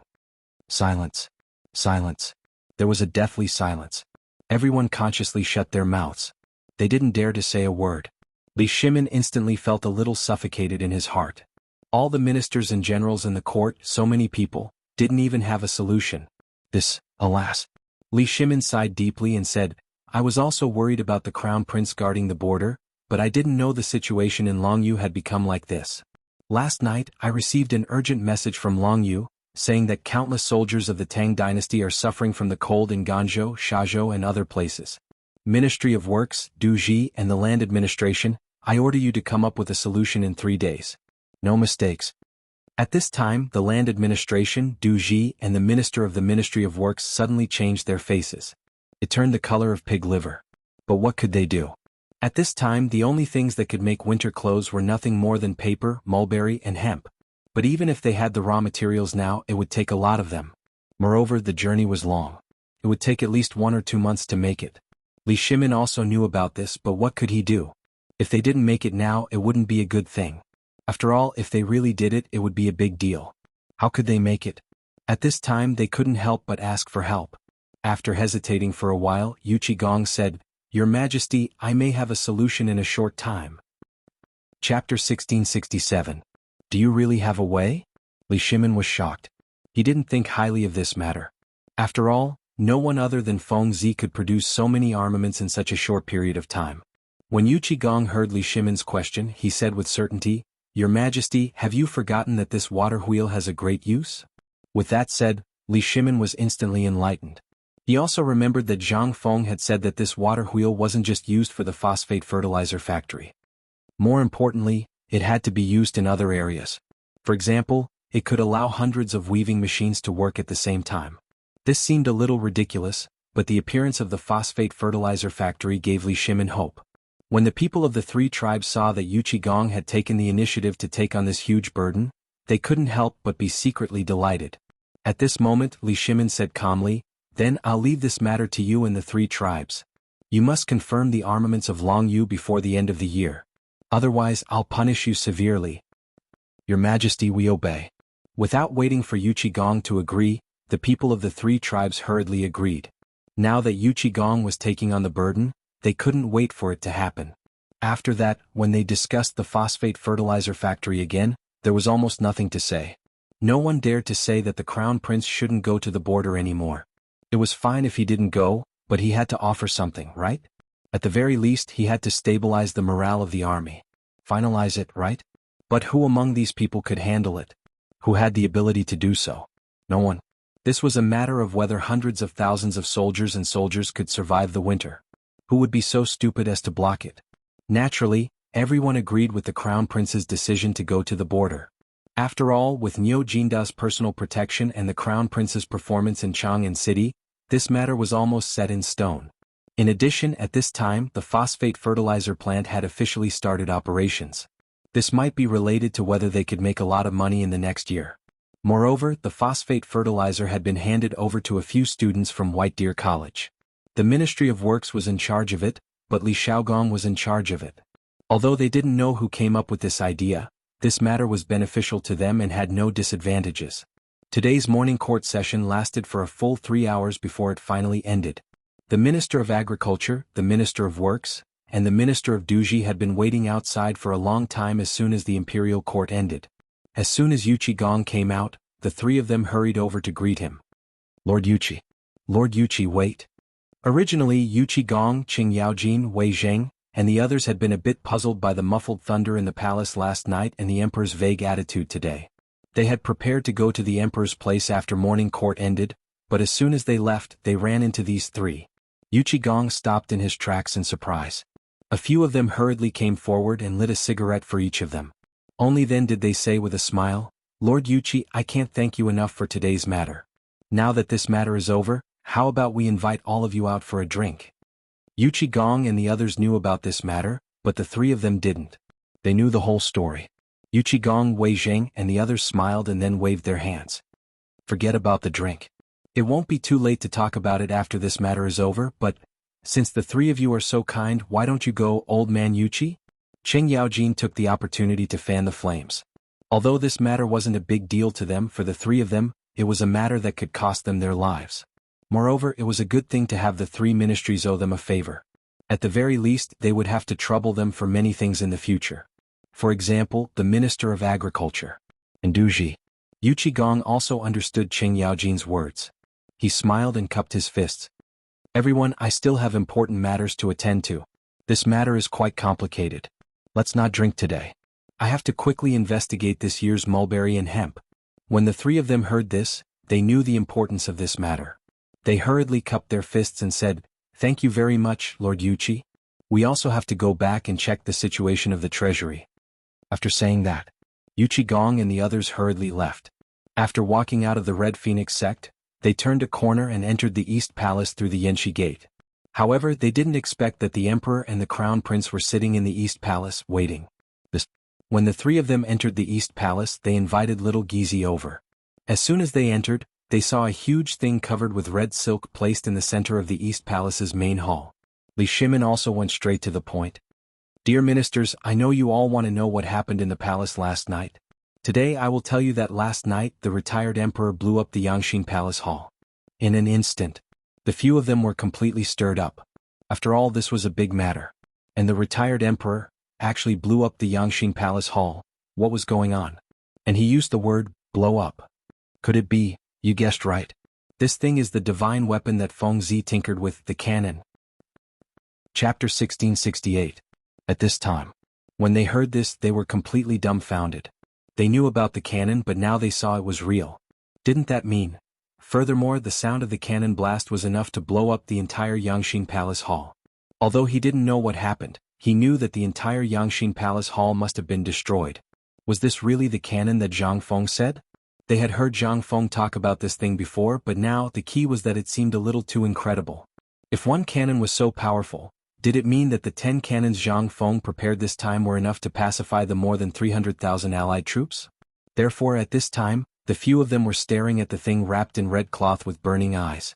Li Shimin didn't want to talk in riddles anymore. He waved his hand and personally lifted the red cloth. In an instant, a steel cannon appeared in the East Palace, and it was facing the gate. It looked quite strange and solemn. The cannon was not very complicated.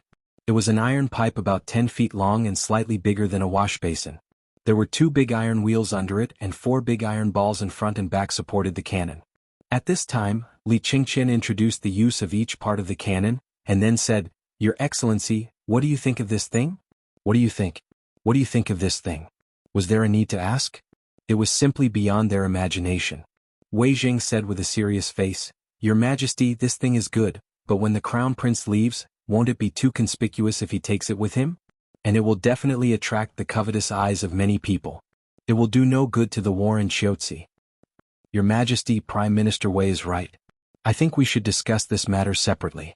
After all, if this thing is leaked out, it will be disadvantageous to the war in the Tang Dynasty. If the 300,000 allied troops attack together, Chiotzi will be in danger instantly. Moreover, the road in Longyu is long and narrow. People from the Turks often come to sell their sheepskin or goods. It's easy to hide spies among them. We can't do this. If something happens, we can't guard against it. Once they send a small group of elites to rob these armaments, the consequences, Your Majesty. Wei Jing bowed and said, Your Majesty, please reconsider this matter. Li Shimin waved his hand and said, I've already thought about this. Those armaments are probably about to reach Liangzhou. Liangzhou? What's going on? Li Qingqian said, Your Excellencies, when Fengzi bought the long and narrow road from Lantian County to Shao Mountain, we didn't know what he was thinking at that time. Although there were many good fields on both sides of the only road from Shao Mountain to Lantian County, they were all dry land and useless to buy. However, a few days ago, Fengzi used this place and the foreign merchants at the foot of Shao Mountain to secretly transport something out. These people didn't even know what it was. Hiss. Not only Wei Zheng but also Yu Qigong and Qing Yaojin were shocked. Your Highness, do you mean that the cannon has been transported out of Chang'an? Li Qingqian nodded and said, Yes. Moreover, it was Arkanan who persuaded a few merchants who had been in close contact with Xiao Shan and the Chang'an tobacco factory to give me these things. Therefore, even if some people were suspicious about this matter at this time because I was going to guard the border, they would give in. Everyone's attention won't be focused on this small caravan. Now that he put it that way, it made sense. But there was a problem. That was, what about the cannon? Although those cannons had been transported out, these people were foreigners after all. Therefore, they were the most likely people to betray them most of the time. After all, one could know a person for a long time without knowing his true intentions. Such a thing really happened, who could be sure? Li Qingqian didn't explain much. He just roughly explained the situation of the Yangxing Palace being bombed. Then Li Shimin said, I've decided to leave this cannon in the palace in case of accidents. My dear ministers, do you have any questions? No. How could they dare to have any objections? However, if they were to blow up the palace again, then it would be really fun. After all, this matter concerned the safety of the palace.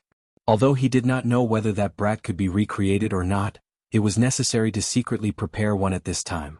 After all, Feng Province and Xing Province were right above his head. He did not even know what the old mixed-hair Tili was thinking. If by any chance he made a ruthless move, then, this cannon could also produce unexpected results. Your Majesty is wise. Li Shimin stood up with a smile and said, This time, Fengzi can be considered to have created a great merit for our Tang Empire. Once we have this thing, Yuqi, do you have the confidence to fight your way to the grasslands? Chapter 1669.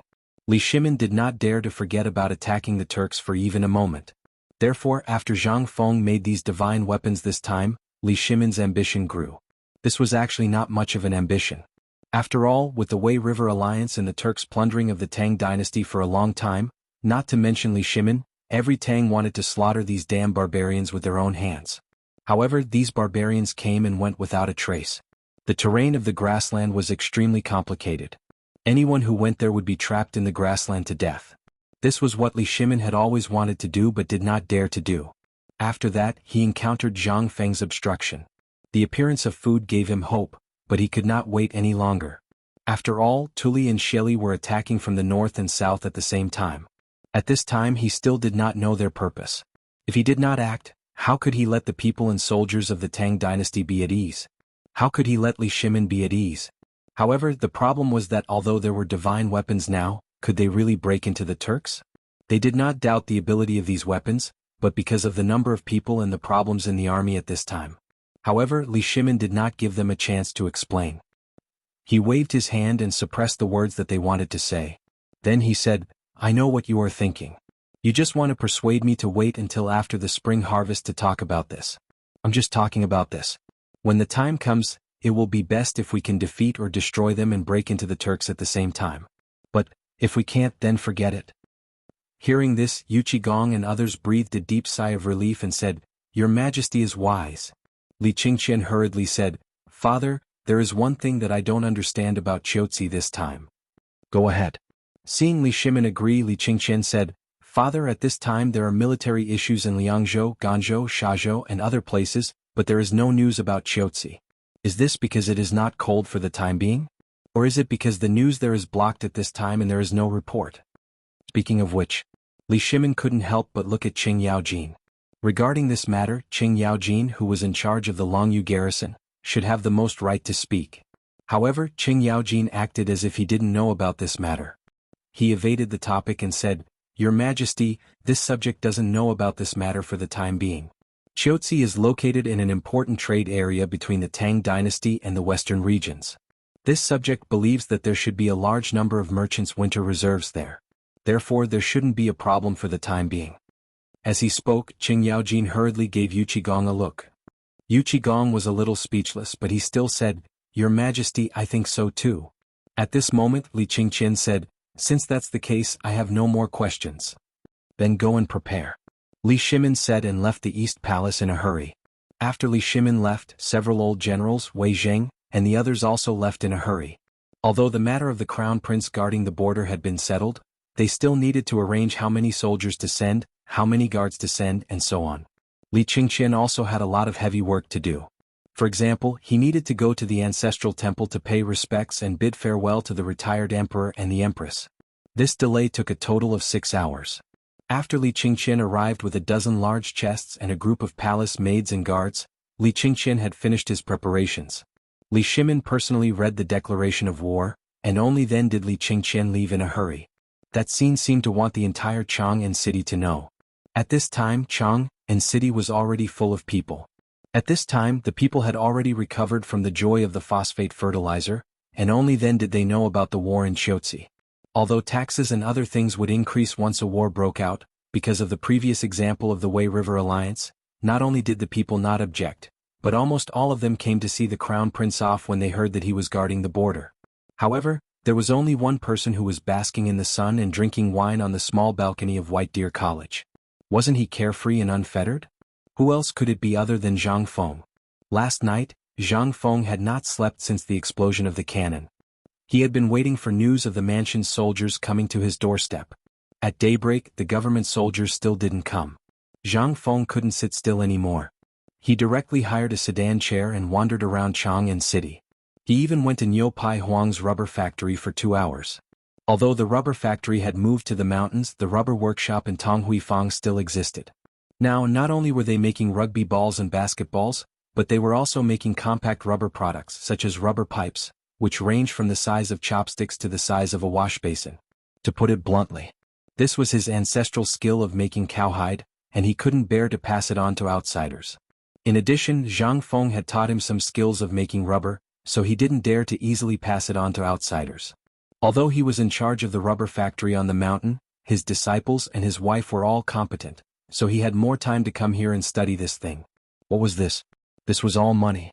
And most importantly, in Chang'an city, his wife and children were now on the mountain, and even his children had entered the academy because of Zhang Feng. Now that he had money, if he didn't drink, wouldn't he feel sorry for himself? Chapter 1670. Zhang Feng also came to his senses after being reminded by Niu Pai Huang. He repeatedly claimed that Niu Pai Huang had inherited the old ancestors' teachings. Perhaps this was the laziness of the people in Guangzhou. Once they had money, their pockets would swell. They would be able to walk their dogs, play with birds, and drink with girls. Moreover, there were basketball, rugby, and even poker cards that Zhang Feng had created. With so many entertainment activities, how could the people of Chang'an let go of them during the autumn planting period? Not to mention Niu Pai Huang. Just as Zhang Feng's imagination was running wild, wondering when he would be able to be like them and truly let go of everything and wander around without any restraints, a voice suddenly rang out. Jing Shu and Zhang Yuyao, who were sitting at the side and chatting idly, seemed to be attracted by something. They looked downstairs not far away. At this moment, a shout came from downstairs. "Madams, Old Wei and the others are here. They say they want to visit Old Master." As they spoke, they saw Wei Zheng and the other 4 slowly walking over from the water wheel in the middle of the villa area not far away. The 2 women looked at Zhang Feng with a strange expression. Didn't he just come back? Why did he come back as soon as he stepped foot in? What was going on? But at this time it was useless to think about it. The 2 women could only shake Zhang Feng awake and ask Xiao Chui, to invite the others up. Then they left. As soon as they came up, they saw Zhang Feng in a daze. They were instantly angry and amused. I say, you ran really fast. Last night you were still in the courtyard. Why did you come back to the mountain in the blink of an eye? Zhang Feng rolled his eyes and said, how can I not run? You all know what happened last night, right? If I don't run, am I going to wait for Li Gan to trap me and send me to jail? They looked at Zhang Feng speechlessly. Fang Xianling stroked his beard and interrupted Zhang Feng with a smile. You worry too much about this matter. If it was really a big mess, the emperor would have already issued an edict. But after all, this concerns the reputation of the imperial family. Under normal circumstances, the emperor would not intervene. But I heard that the retired emperor blew up his own Yangxin Palace hall last night. When Zhang Feng heard this, his eyes almost popped out of their sockets. You said that the retired emperor blew up his own house last night? Fang Xianling nodded gloomily and said, isn't that so? Today I heard that during the court session some ministers asked about this matter, but His Majesty covered it up and buried it. I also heard that His Majesty is preparing to leave a cannon in the palace. At first, Zhang Feng was very happy to hear that. It was good that he could block it. But the more he listened, the more he felt that something was wrong. Why would he leave such a thing in the palace? Although the emperor did this for the sake of the safety of the palace, it was not safe for him to leave such a thing. What if some idiot decided to fire such a cannon at some time? Thinking of this, Zhang Feng hurriedly asked, nothing happened in the palace last night, right? To be precise, no one died, right? As long as no one died, then it was not a big problem. But once someone died, it would be a big problem. Although the emperor had suppressed this matter, it still had to be solved. At this moment, Zhang Feng felt that there was a secret behind this matter. Especially after seeing Fang Xuanling's expression, Zhang Feng sat up from the recliner and asked, Old Fang, what's the matter? Tell me. Fang Xuanling's expression was not good, which made Zhang Feng's heart tighten. If something happened to the retired emperor, it would not be so bad. After all, this fool played with the cannon himself. But Zhang Feng was not sure. If this iron fool lit the cannon and stood at the muzzle, then, this was what Zhang Feng was most worried about. Fang Xianling stammered for a long time before he said, the retired emperor's 3 concubines are gone, but the rest are fine. Hearing this, Zhang Feng breathed a sigh of relief. As long as the retired emperor was fine, it was not a big problem. Is the retired emperor okay? He's fine. Seeing this, Zhang Feng lay down, lit a cigarette, and stretched lazily as if he was ready to go back to sleep. They looked at him and said, Fengzi, now what do you think about the matter in the north? Zhang Feng knew that these people must have come for something, and it must be something big. Sure enough, this thing came. Zhang Feng did not know about the war in the north. However, it was known from history that it was precisely because of this fuse that Li Shimin had the intention to kill, thus starting a war that lasted for several years. As for Qiuzi, as the most marginalized place in the Tang dynasty, it also suffered from war all year round. But most importantly, Zhang Feng dared to guarantee that this war in Qiuzi had never happened in history. But history did record that in the winter of the second year of Jingguan, the Turks robbed Longyu, and the Tang army went out to fight, but they were defeated. There were only 25 words. So Zhang Feng did not know whether this was true or not. Therefore, Zhang Feng was more concerned about Qiuzi than Fengzhou and Xingzhou. At this time he saw that these people were still asking about this matter. Zhang Feng was also interested and said, it's time to educate you people about the meaning of the national war. Chapter 1671. War of Nations. This was a new term. However, for Yu Qigong and Qing Yaojin, this was equivalent to opening a new door for them. Cheng Chumo and the others originally wanted to come, but because of this matter, Wei Zheng and the others instructed them to send Li Qingqian off. After all, the lack of winter clothes in the army was only known to the officials and a few people in the imperial court. Once this matter was spread out, how could they not know how big of an uproar it would cause? Moreover, these people were famous for their big mouths. Who would dare to tell them such an important matter? The reason why Zhang Xian had come to look for Zhang Feng today was to ask Zhang Feng if there was a way to resolve the matter. After all, previously Zhang Feng said that he had a way to make more than 100 textile machines automatically weave cloth. At this moment, seeing that Zhang Feng seemed to be interested, they hurriedly sat up straight and asked, Fengzi, what is this war of nations? Zhang Feng waved his hand and said, before asking this, I have to ask if you still remember the national tussa? National tussa. How could they not know about this? They couldn't help but nod and say, we remember. Zhang Feng heard and said, since you know about the national tussa, the national tussa is the rivers and mountains of the country, which is also the fate of the country. And this war of nations, as the name suggests, is a war between two countries. At this time, Shili and Tuli launched an invasion at the same time. In fact, one of them is real and the other is just a test. At the beginning, when we were at the foot of the mountain, I told Laoli that Tuli was going to the south. At this time he chose this place to test us and ask for some money, food and war horses from the Tang Dynasty. After all, we made him anxious with a knife last time. At this time the internal war of the Turks broke out. Plus, at this time, the Turks and the Indian army. Didn't you think of anything else? Zhang Feng thought that they would be able to respond, but when he finished speaking he saw that they were all smoking and staring at him. He couldn't help but sigh. He said, "The Turks have the most frequent contact with our Han people. But if you check the history, when did the Turks ever fight together with others? Never." When Zhang Feng said that, Yu Qigong and Qing Yaojin couldn't help but gasp. "Fengzi, it really is as you said. The Turks have never worked with anyone, but that doesn't mean anything." Wei Zheng could not help but frown, but he had a different explanation. "Old Yu, Old Qin, the two of you should calm down. Fengzi is right. These 2 years I've been paying more attention to the affairs of the Turks. The Turks are arrogant and eccentric, and they disdain fighting with others. They believe in the heavenly wolf. As for wolves, they are extremely unruly. Have you ever seen a pack of wolves hunting with a tiger?" After asking this question, Yu Qigong and Qing Yaojin were even more confused. "You mean to say that the Turkic Khaganate and Indian alliance at this time means that he has a bigger plan?" But in the next moment, Wei Jing refuted Qing Yaojin and Yu Qigong's words. He said, "I think that they have reached a point where they can't do anything without external help. After all, as Fengzi said last time, we got a lot of cattle, sheep and horses from the Turks. I even heard that most of the Turks don't have any cattle or sheep. They even exchange their war horses for food. So, Fengzi is saying that the Turks and the Indians are working together to divert the crisis on their side?" Zhang Feng pointed at Wei Zheng and praised, Look at old Wei. It's good to read a lot. Look at him, he can understand this point easily." Yu Qigong and Qing Yaojin's faces darkened when they heard that. They felt that he was laughing at them for being illiterate. Seeing this, Zhang Feng's eyelids twitched. He hurriedly said, "Well, what I mean is, the Turks are doing this because they haven't completely solved their food shortage and they don't have enough war horses. However, they are jealous of the things that the Tang Dynasty has now. Seeing that winter is coming, they have no choice but to start this war. And their purpose this time is not just to plunder. They want to go straight to the root of the problem. That is, their purpose is the vast Tang Dynasty." What? In an instant, everyone was in an uproar.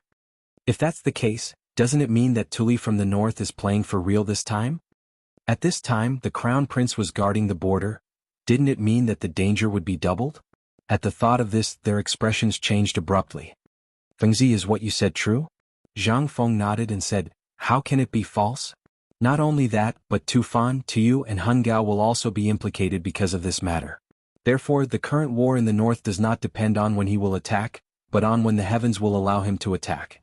If the heavens are on his side, Tuli in the north will only return empty-handed this time. However, this also depends on the Crown Prince's situation at the border." Chapter 1672. Look at the situation of the Crown Prince guarding the border? How could they look at it? At this time their expressions changed again. Even Wei Zheng was ready to go down the mountain immediately to stop the Crown Prince from guarding the border. Zhang Feng didn't know what was wrong with Wei Zheng. He hurriedly said, "Old Wei, what are you going to do?" "I'm going to stop the Crown Prince from guarding the border. At this time, the Crown Prince is taking the important military equipment of the Tang Dynasty to Chiotsi. If there is an accident on the way, won't there be a big problem?" No. Sit down. Don't be impatient. Don't be impatient." Zhang Feng hurriedly pressed Wei Jing down and said, "Old Wei, this is a matter of the imperial court. What are you anxious about?" Wei Jing was stunned. Only then did he realize that he was careless. Fang Shenling hurriedly said, "Well, Old Wei is not worried about that. He is worried about the military equipment and cannons that the Crown Prince is personally escorting, as well as Lao Li's son.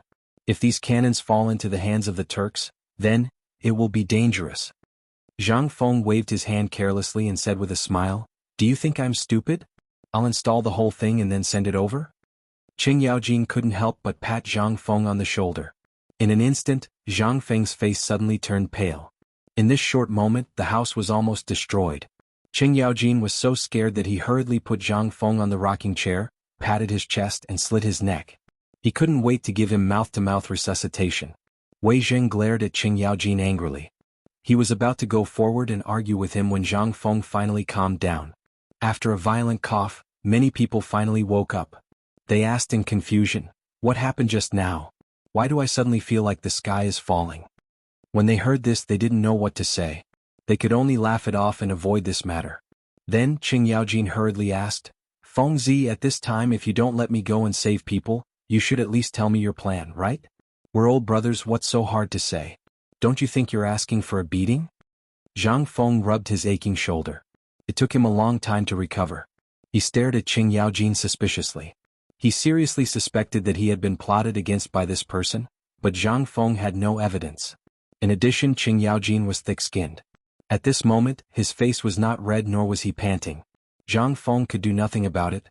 He could only say, "Although those things were given to the merchants of the western regions to transport, I have already secretly placed them in the official salt team.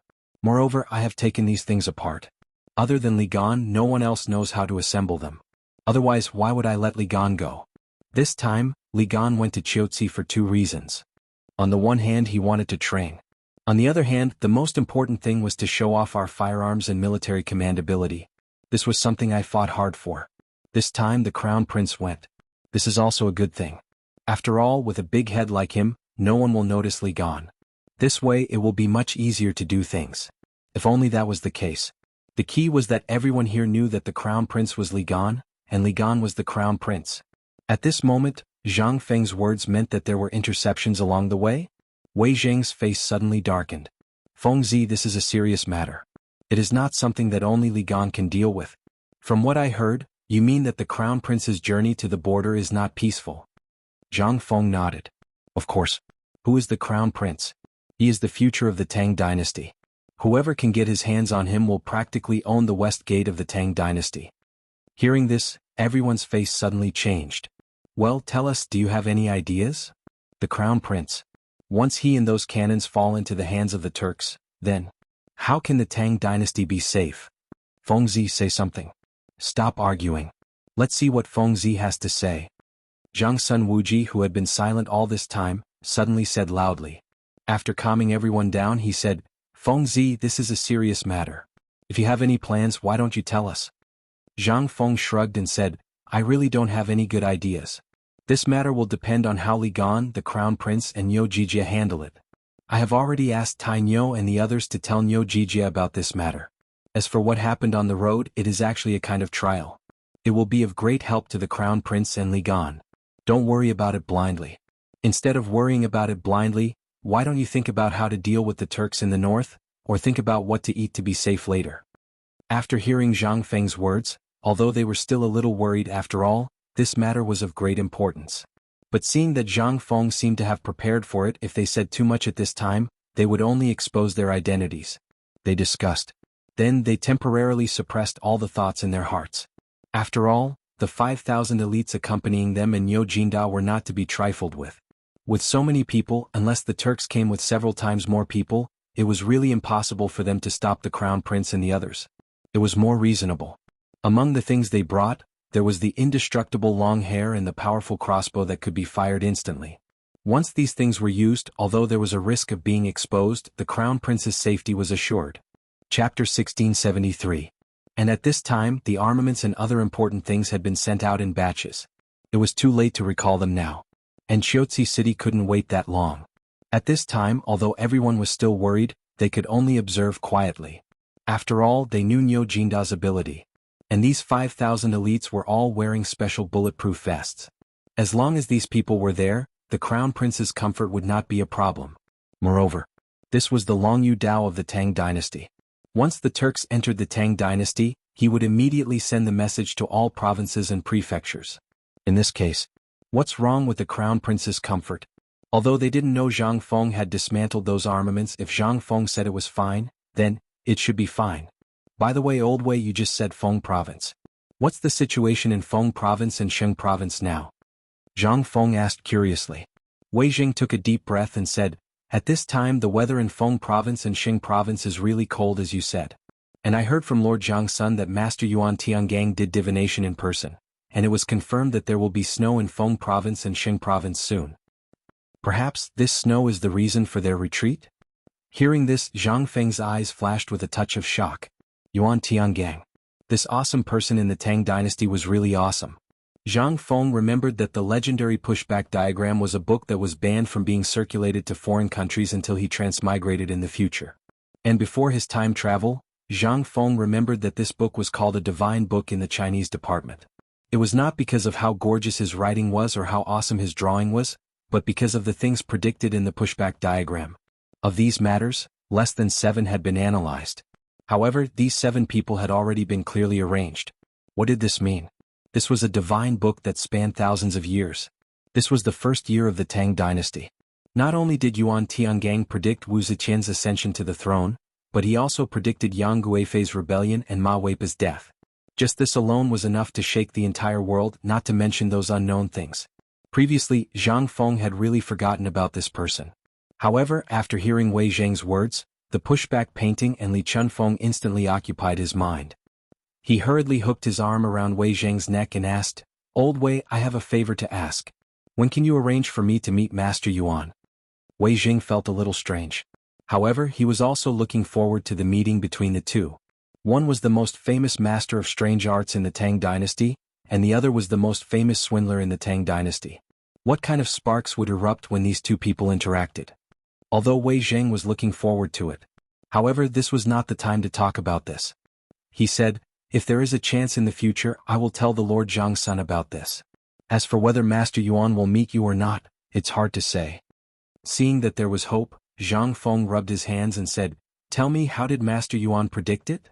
Zhang Feng was more curious. Although he knew that people in ancient times could predict the future from the orbits of the stars and some natural means, he still wanted to know what method Master Yuan used.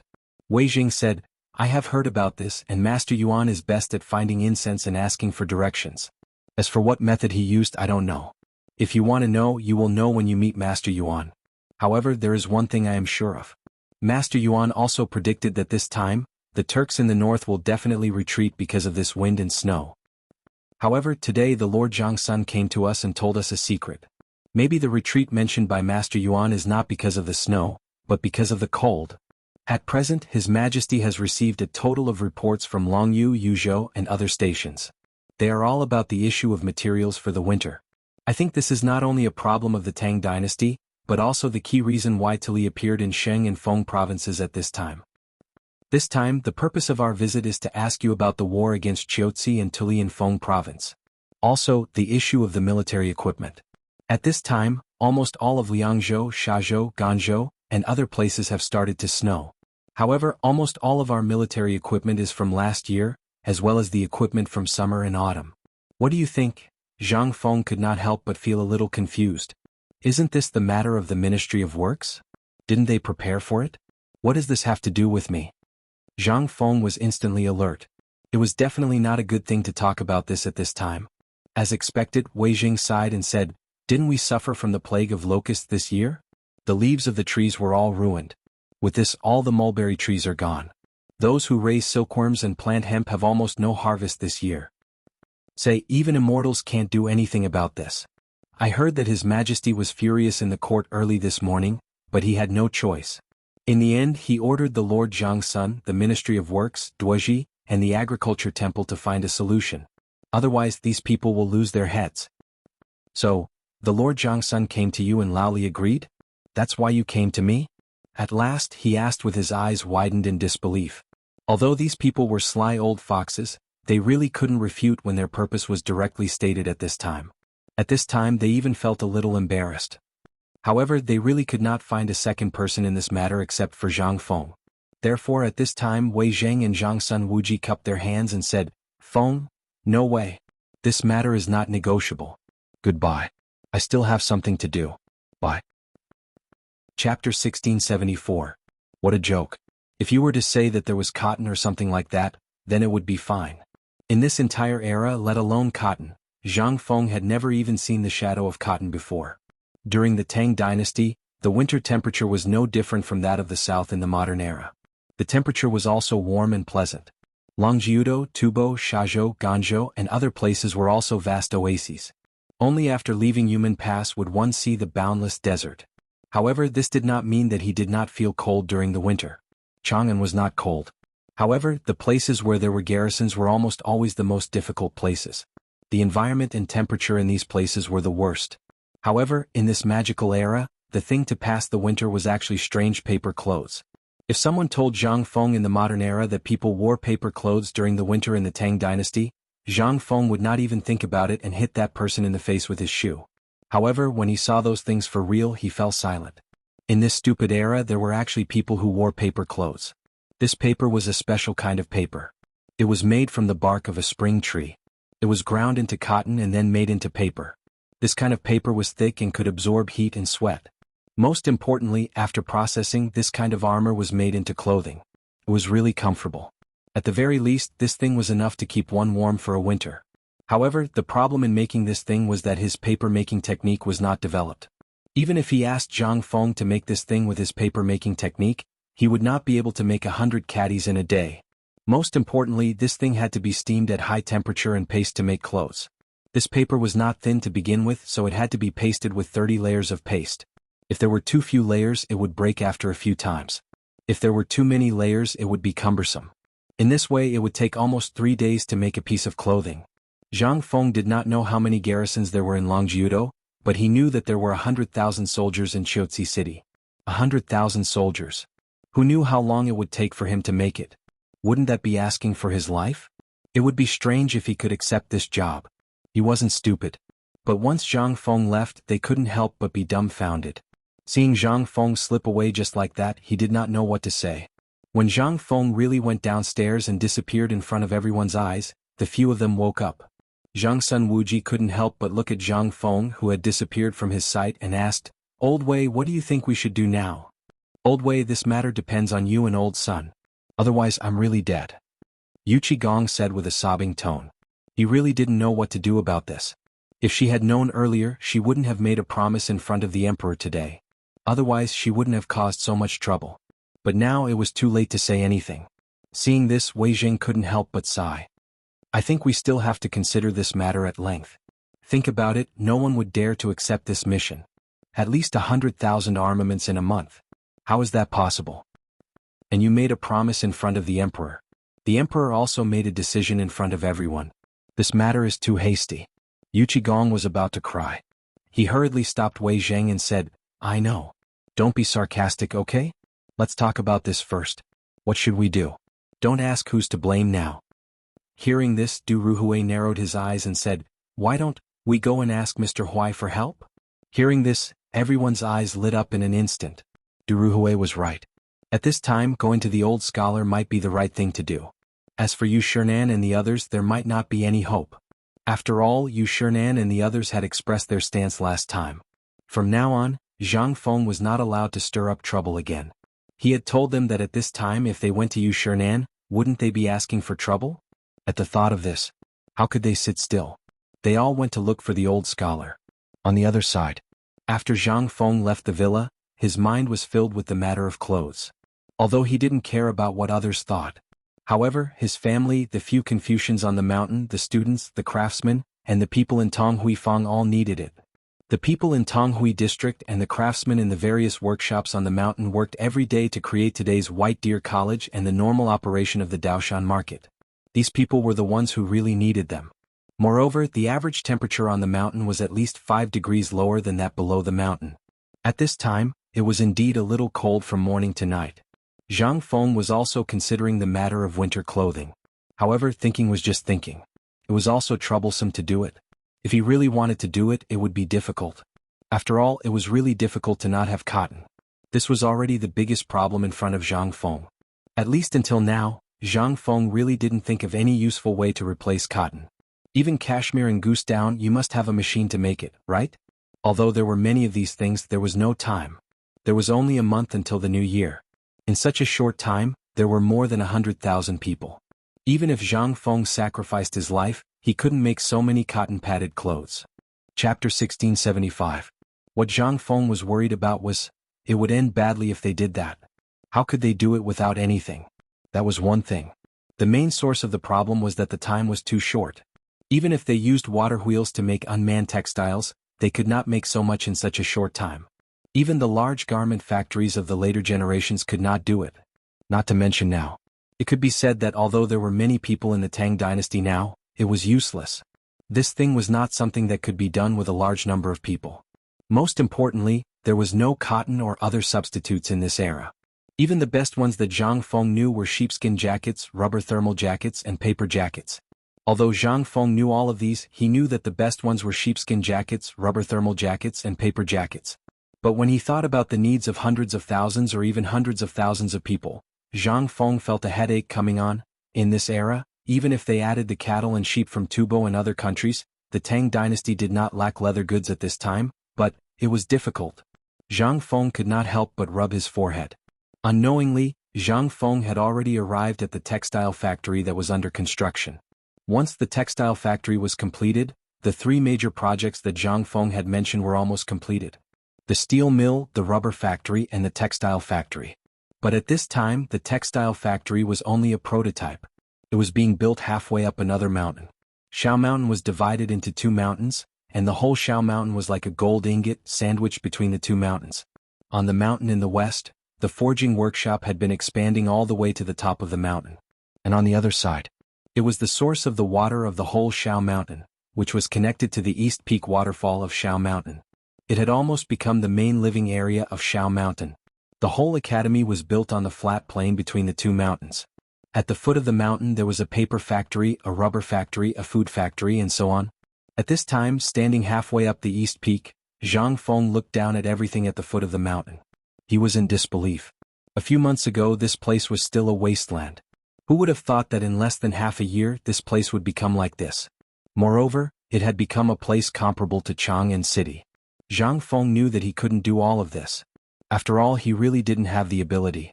All of this was the result of everyone's hard work. Zhang Feng couldn't understand why these people followed him. He was just doing what he wanted to do. It could be said that he was doing everything according to his heart. However, he hadn't noticed it before. Only when he turned around and looked down did he realize that there were actually so many people gathered around him. Zhang Feng looked at all of this with a headache. He couldn't help but feel a little disappointed. Originally, he just wanted to start a business without relying on this unreliable system. However, this business was still in its initial stage, and he already encountered so many troubles. How could this not give her a headache?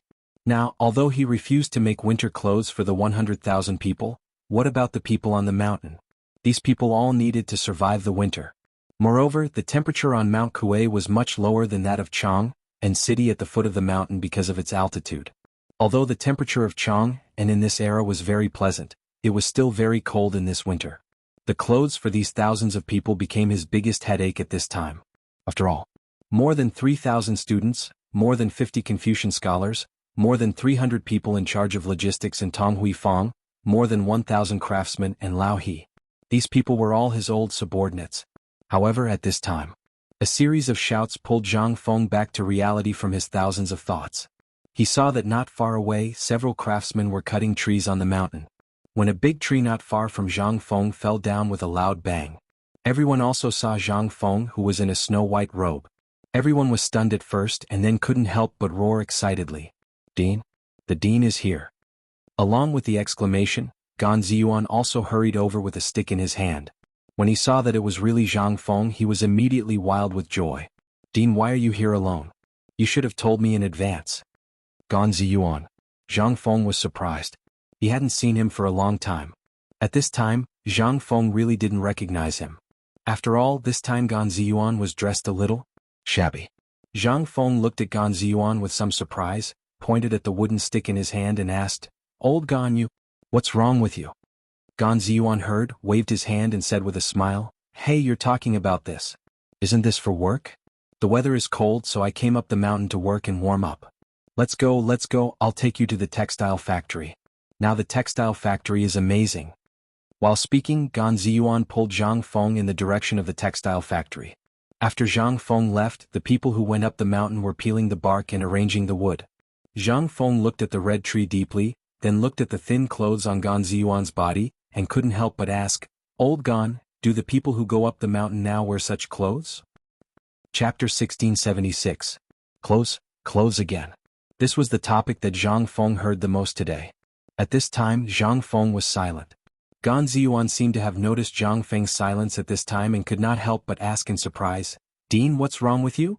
Zhang Feng did not leave. Looking at the construction site that was bustling with activity not far away, he said, "Old Gan, tell me the truth. Are you all wearing unlined clothes?"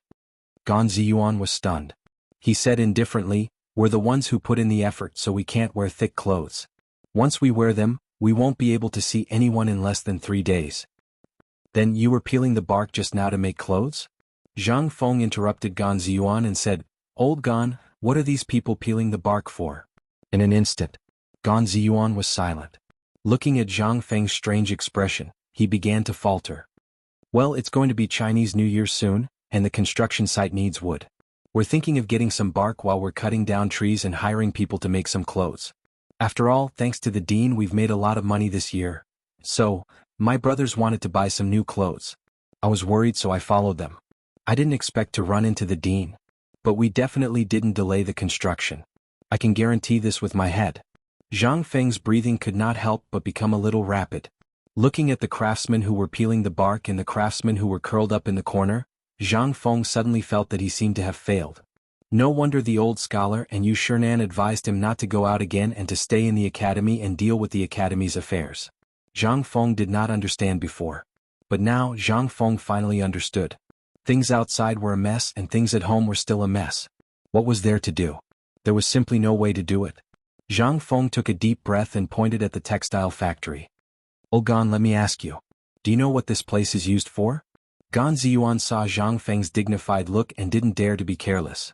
He hurriedly said, "I don't know, but I heard that it is a textile factory. It should be a weaving workshop. We have no right to ask the dean's decision. We only know how to do what we should do." Over the course of a few months, Zhang Ruochen had been in a daze. Gan Ziyuan could clearly feel the changes on the mountain. Among the people he brought here, as well as the people he called here before, almost every craftsman was paid 10 copper coins a day. No matter where they were, they would receive such a high salary. The most important thing was that every 3 to 5 days, they could go to the cafeteria and have a free meal when the students were teaching. There was plenty of wine and meat. Furthermore, he would pay his salary on time every month and he would never be late. These were enough for a stone golem to fuse, right? They were the lowest of the low, but in this place they received the same treatment as the students. Sometimes, the students even had to come here to work and work together with them. It was just like that. In this world, perhaps only White Deer College was like this. Zhang Feng's heart was slowly changing without him knowing. After a moment of silence, Zhang Feng said, "This is indeed a textile factory. In the future, it will be one of the largest textile factories in the Tang Dynasty. Every day there will be white cloth produced here, and thousands of clothes will be distributed from here. This is my purpose for setting up this textile factory." Gan Ziyuan didn't know whether Zhang Feng could do it or not. He also didn't know whether Zhang Feng's words, which they didn't even dare to dream of, would come true. However, they believed in Zhang Feng. They believed that Zhang Feng would definitely do it. However, what was the meaning of Zhang Feng's words? He didn't understand, so he could only nod. Zhang Feng didn't explain anything. He took a deep breath and said, "Old Gan, count the workers here. How many are there? Isn't it just winter clothes? If I can't even do this, my position as the dean will be over. Quickly count the number of people and send them to my courtyard." As he spoke, Zhang Feng left in a hurry. After Zhang Feng left, the craftsmen who had already noticed Zhang Feng quickly surrounded him and asked what the dean was doing here. Gan Ziyuan's mind was only filled with Zhang Feng's words. He took a deep breath and scolded, "What the hell are you all doing here? Can't you see that the dean is unhappy? The dean just told me that he's making clothes for you frozen ghosts. If you don't work hard, don't even think about it." Hearing this, all the craftsmen were in an uproar. "The dean is making winter clothes for us? Is this true? I told you that this is a textile factory. There's a shortage of winter clothes everywhere in the world. But where are we? This is White Deer College. It definitely won't happen here." Amidst the uproar, the craftsmen on the mountain were boiling. Winter clothes, even the cheapest paper clothes, cost 100 copper coins. Even they couldn't bear to buy it, let alone so many people at home. Now, the dean actually said that he was going to give them. What was this? This was truly a joyous occasion. Chapter 1677. Lantian County had been the western gate of Chang, and since ancient times. It was also where the Guanyi Road and Shannon Road intersected. At this moment, a group of youths were waiting in boredom at the foot of an ancient tree that was at least 100 years old. On the side, the horses were leisurely gnawing on the small amount of sheep beard grass on the ground. At this moment, all of a sudden the horses seemed to be startled. They snorted in a panic, pricked up their ears and spun around in circles. When the youths saw this, they were shocked and sat up straight. These youths were wearing the uniform of White Deer College. They were Ching Chumo and the others. They had originally wanted to send Li Qingqian off on the way to the college. However, after thinking about it, it was better to come here. After all, there were many eyes in the college. If their identities were exposed, then the losses would outweigh the gains. The only thing they were worried about now was Gao Ken the Iron Lump. It all depended on whether Li Qingqian had a way to deal with him. They're here. At this moment, Zhang Sunchong stood on the branch of a tall tree and looked into the distance as he spoke.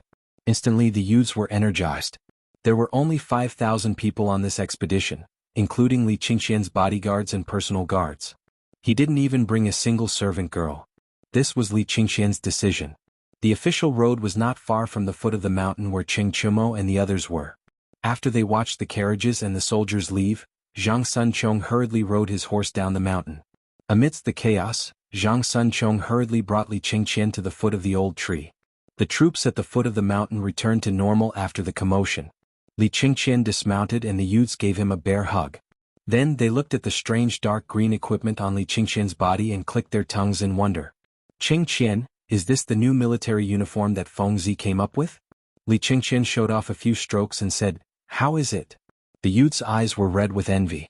They peeled it off Li Qingqian's body and each of them put it on. Only then did they reluctantly hand it over to Li Qingqian. At this moment, Du Go asked earnestly, "Qingqian, when did Gao Ken find out about your identity?" Hearing this, Li Qingqian's expression changed slightly.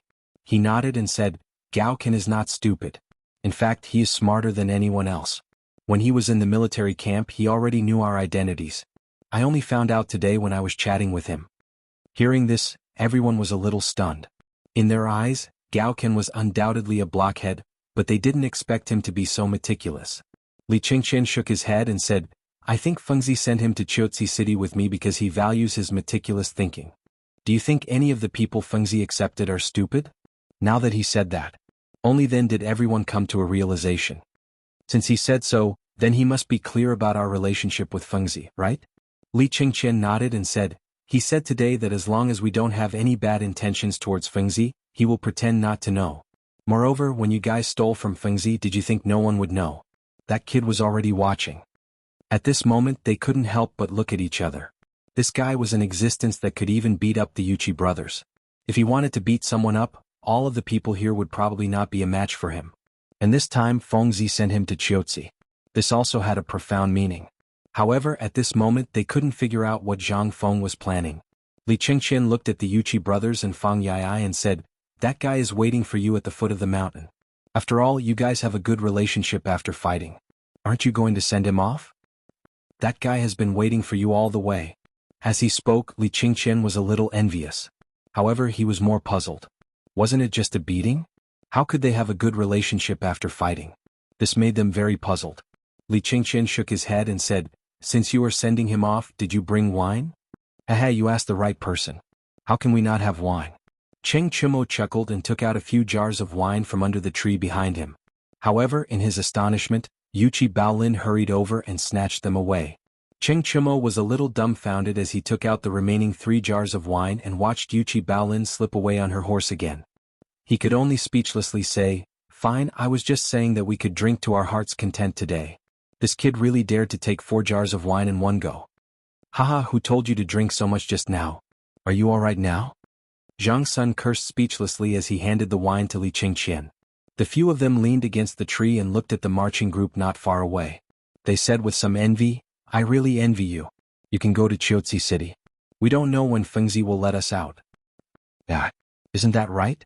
My heavy cavalry, not to mention equipment, they don't even have a weapon now. AI." The few of them couldn't help but sigh. They didn't envy Li Qingqian and Gao Kansas. Li Qingqian shook his head and said, "You guys are thinking too simply. Fengzi's move is to stabilize Qiuzi City in a short time. The reason he sent me over is to show His Majesty our strength. I was the one who solved the siege of Chang'an. That's why Fengzi decided to send me to the army for training. This is under the premise that he doesn't know our identities. He's paving the way for our future. Chapter 1678. The old elementary scholar was very comfortable. At this time after class he was leisurely warming his wine and reading with relish. He was also holding a cigarette in his hand and occasionally took a puff. The old elementary scholar hadn't experienced such a life for a long time. In his memory he hadn't experienced such a feeling for at least 10 years. Only after attending White Deer College and thanks to Zhang Feng, did he have everything he had today. Although there were some shortcomings, it didn't affect the overall situation. Especially at this time, with such a magical book to study every day and teach with so many students every day. Such a life was a real paradise for the old elementary scholar. However, the only thing that worried him was Zhang Feng, the silly boy. He knew about what happened today and knew about the identity of Li Shimin and the others. But after seeing that they posed no threat to Zhang Feng, he didn't say anything. But from the beginning of the incident in Chang, and until now, everything had changed silently. The old elementary scholar couldn't recognize it anymore. Especially after the phosphate fertilizer factory and the rubber factory were set up. All of this made the old elementary scholar a little fearful. This was not the most important thing. The most important thing was that the old elementary scholar was really uneasy after seeing those murderous weapons in the workshop last time. In addition, there was a loud noise from Chang and city last night. Although no one on the mountain heard it, after all, it was so far away, but someone talked about it. Every day people came and went from the academy and the market at the foot of the mountain. In less than 2 hours the news had spread on the mountain. The noise from the palace in the middle of the night was not simple. But through Old He's description, the old elementary scholar, Yu Shernan and the others couldn't help but connect it with the explosion in the workshop a few days ago. Was such a thing. In an instant, everyone was horrified. But fortunately for some reason, this matter was suppressed by the palace for the time being. Only then did everyone feel relieved. After all, this thing was ignited in their own courtyard. He couldn't blame anyone else for this.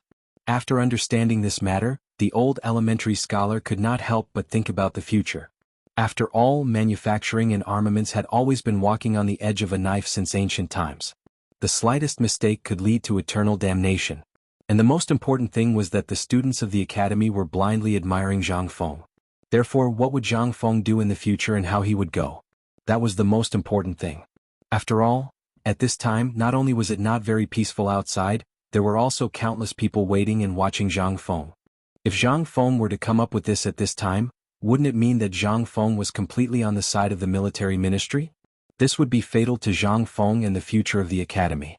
Would the Ministry of Works let Zhang Feng off the hook for all the dirty tricks he had mastered, let alone anything else? That would be truly strange. However, at this moment, with a series of knocks on the door, the old elementary scholar came to his senses. He looked and saw that the wine on the small stove in front of him was already boiling. The old elementary scholar hurriedly took down the flagon on the small stove in front of him before slowly opening the door. As soon as he opened the door, he saw Yu Qigong and the others outside. The old elementary scholar was stunned. However, Wei Jing cupped his fists and said, "Brother Zihuai, I can smell the wine in your room from afar. Can I ask for a cup?" Seeing this, the old elementary scholar hurriedly invited them in and said apologetically, "This is just ordinary wine. I didn't expect you to come to my place. Please come in, quickly come in." As soon as they entered the door, Wei Zheng and the others were attracted by the old elementary scholar's flagon of wine. The old elementary scholar poured a cup of wine for each of them and asked, "Today I wonder what you are here for."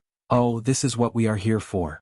We came here today for no other reason than to be attracted by the smell of your wine and to ask for a cup to warm our bodies." How could the old elementary scholar believe Zhang Sun Wuji's words? After all, these people wanted to drink wine, but he didn't. Besides, this kind of wine was popular now. At least in Chang'an City, almost everyone could drink it. Needless to say, these people were of high status and the wine was brewed by them at this time. How could they be short of wine? At this time there must be something, and it must be something big. He couldn't help but ask, "Brother Sun, if you have something to say, there is no harm in saying it. We are not outsiders here.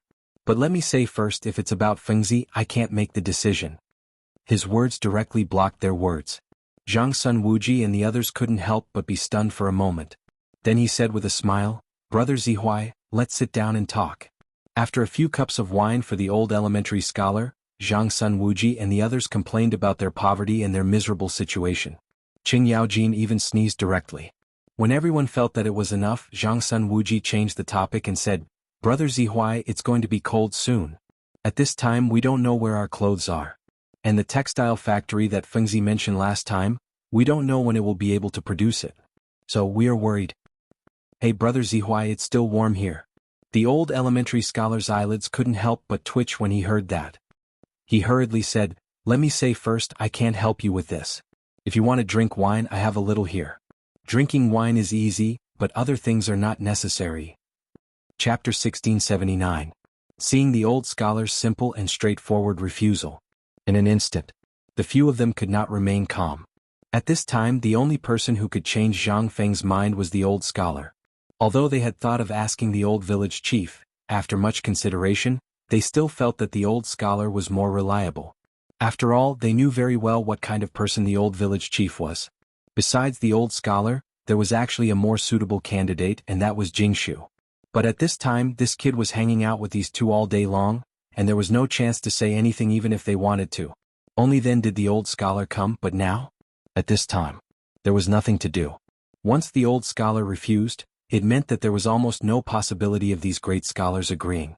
After all, these people were all of the same breath and branch as the old scholar. At this time the wine that they were drinking was no longer as sweet as before, especially Yu Qigong. At this time when he saw the old scholar, his face changed instantly. He hurriedly begged, Brother Zihuai, please be magnanimous and help me. Last time, Fengzi said that he would leave the textile factory to me and you all heard it. But today I don't know what wrong medicine Fengzi took, he actually said. If he does this, even old man can't do anything about it. And this is a big matter that benefits the country and the people. Now the north is rapidly cooling, and as far as I know, most of the students in the academy are from the north. Think about it, if they know that their families are in such a state, will they still have the heart to stay in the academy? If this is done, it will be a big matter for the entire academy. Once the students are uneasy, the academy will be the one to suffer losses. Hearing this, the old scholar's eyebrows slightly furrowed. This matter was of great importance. If what Yu Qigong and the others said was true, once the weather in the north dropped, although it would not cause widespread mourning, but it would cause the people to be uneasy. In the past there had indeed been such a thing, but every year the mulberry and hemp crops would not be cut off, and they could almost survive the winter. But once something happened in the winter, such as a heavy snowfall, there were bound to be people who froze to death because of it. This was rarely seen in previous years, but it was not unheard of. However, this year there was a drought in Longyu Dao followed by a locust plague. Almost all of Longyu Dao, Guanyi Dao, Shannon Dao, Jianan Dao, and other places were affected by the locust plague. It could be said that this year's winter was even worse. Although the old scholar knew that these people were singing the same tune, he still fell for it. After all, the academy was founded by Zhang Feng. In order to build up the reputation of the academy, Zhang Feng had spent a lot of effort. But now, with the development of phosphate fertilizer and military equipment, the reputation of the academy was increasing day by day. However, if something were to happen at this time, then, it could be said that everything Zhang Feng had done before had gone down the drain. Thinking of this, the old scholar could not help but frown. Is this really the case? Seeing this, Yu Qigong exchanged a look with Zhang Sun Wuji and hurriedly said, How can this be fake? Fengzi and we are all brothers, and we have even gone through life and death together. How can we harm him? The old scholar rolled his eyes and automatically filtered out Yu Qigong's lies. This matter was stirred up by them. If not for them, how could there be such a situation? However, what Yu Qigong said was not false. They had no choice in this matter. Now that things had developed to this point, even if they did not want to do it, they had no choice. In short, at this point there would be many chain reactions. And this was only one of the reasons why the students of the academy were in a state of panic. If this was really the case, everyone in the world would think that what the academy had said before was all empty talk. That would be fatal. Although the old scholar did not know how much Zhang Feng had boasted before, now it seemed that the old scholar could not help but feel a chill in his heart. Once Fengzi stopped and did not care about this matter, everything that the academy had done before would instantly fall apart. The academy. Everything was because of the academy. Moreover, these things were all because of these people. If it weren't for their appearance, Zhang Feng would probably still be sloppy all day long. Then, at this time, perhaps he wouldn't be involved in these things that were enough to make people cut into pieces. Thinking of this, the old scholar could not help but say, Gentlemen, We are all old acquaintances and there are no outsiders here. Tell me, how serious is this matter this time? Seeing that the old scholar had finally relented, Gong said, well, almost all the memorials in the north are talking about supplies for the winter. And you know this year, because of the plague of locusts, almost all the mulberry, hemp and textile industries have suffered heavy losses. And the Ministry of Military Affairs and the Ministry of Works, which had been in charge of this matter in the past, are now delaying as much as possible. There is even a temporary shortage of supplies. And you know about the emperor's situation. It wasn't strange for old Xiao to know their identities, so Gong didn't try to hide it anymore. Instead, he revealed everything about this period of time. Anyway, this was how it was. Old Xiao knew how serious the problem was better than anyone else. Therefore, it wasn't just one person's problem, but everyone's problem. If Qiuzi was selfish, then the entire west gate of the Tang Dynasty would be completely surrendered to the Turks. At that time, no one would have a good time. As expected. When the old elementary scholar heard this, his face instantly turned ugly. Stupid. He was completely muddle-headed. How could he forget such an important matter? Was he still the ruler of a country? He was not inferior to the ruler of a fallen country, Guang, was he? That person, is this how he handles things? Everything is thrown to Fengzi? Has he ever thought about Fengzi's future? Have you ever thought about why Fengzi did not agree? This matter, let's not talk about others. Even you, the ruler of a country, can't handle it and you throw it to Fengzi? Don't tell me this country belongs to him? Or does he have to do these things? Is there no one in the Tang Dynasty who can do it? The old scholar said all that he wanted to say in one breath. Everything that Fengzi had done these days was still vivid in his mind. He had always wanted to stop him, but because of some things they could not get too involved. But this matter? There was only a month before the new year. Who could do anything about the military supplies of hundreds of thousands of people? But Gong and the others were right about one thing. He understood the principle that if the skin did not exist, the hair would not be attached. That was why the old scholar was so angry at this time. And Wei Zheng and the others did not look good. But although they did not look good, they still had to do it. They had thought of these things when they came to the old scholar, and they even thought of something more ruthless. At this time, seeing the old scholar's gloomy face, they relaxed. They were very straightforward. After all, they were all troublemakers in the imperial court. What kind of situation had they not seen? Wei Jing sighed, but he leisurely lit a cigarette for old Xiaocai and said, Brother Zihuai, this is a serious matter. Now that you have scolded and said, we still have to deal with it. You see, can we trouble you? What could old Xiaocai do? At this time, other than glaring at them, what else could he do? He had a little way to deal with it. Would Wei Jing let him scold him like this? He would have jumped up and punished him. After thinking, the old scholar took the cigarette from Wei Zheng's hand and said, I'll go and ask, but it's hard to say whether it will work or not. You have to wait. Chapter 1680. At the foot of the mountain. The old village chief was very happy today. Due to Niu Weili's ruthless methods, the order in the market was maintained. Almost everyone was well behaved. Furthermore, those bailiffs no longer wore their bright and dazzling official uniforms. Instead, they obediently wore the ragged clothes that they usually only wore at home. Instead, their efficiency increased. This was all thanks to President Zhang Feng, who was on a stroll, who requested the broadcast. In an instant, the security on the mountain improved by several times. This was all because of Zhang Feng. At this time, at the fork in the road between the paper mill and the market, there was an additional pavilion that looked like a sentry post at the mountain gate. This pavilion had no other purpose except for the old village chief's daily surveillance and patrol. But at this time, inside the pavilion it was somewhat unsightly. The pavilion was not big. It was only a little bigger than a toilet. In the middle of it was a pile of red-hot coals. Around it, the old village chief was drinking wine with Cheng Chumo and the others. At the same time, he was leaning on a wild rabbit. The old village chief laughed heartily as he talked, almost wanting to become sworn brothers with them. A few jars of wine had already gone down his stomach. The old village chief's face was gradually turning red, and he was even slurring his words. Seeing this, Du Go and the others looked at each other and bumped Cheng Chumo. Cheng Chumo then pretended to light a cigarette for the old village chief and said in a daze, Grandpa village chief, you're already so old. How could Feng Zi be so cruel to let you come here to suffer the cold and hunger? The old village chief was dizzy at this time. How could he know what these kids were talking about? But at this time, the old village chief was unhappy when this matter was brought up. What are you talking about? Feng Zi's actions are the smartest of all. You have to know that at this time all of this is insignificant. After all, old man has been the deacon for decades. Although he is not proficient in other things, he is proficient in judging people's faces in the market. If not for me being busy with the paper mill last time, how could this matter have happened? Hearing this, Ching Chumo and the others exchanged a smile.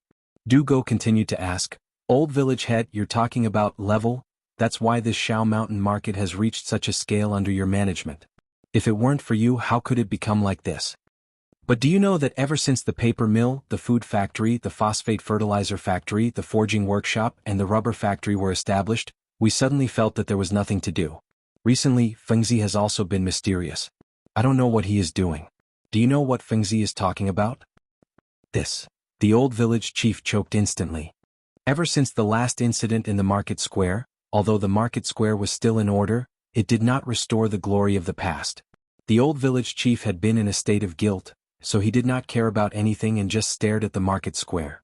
At this time, seeing the old village chief like this, Du Go toasted him again and asked with a smile, Grandpa village head, you also know that the impact of the water wheel on the Tang Dynasty is fatal.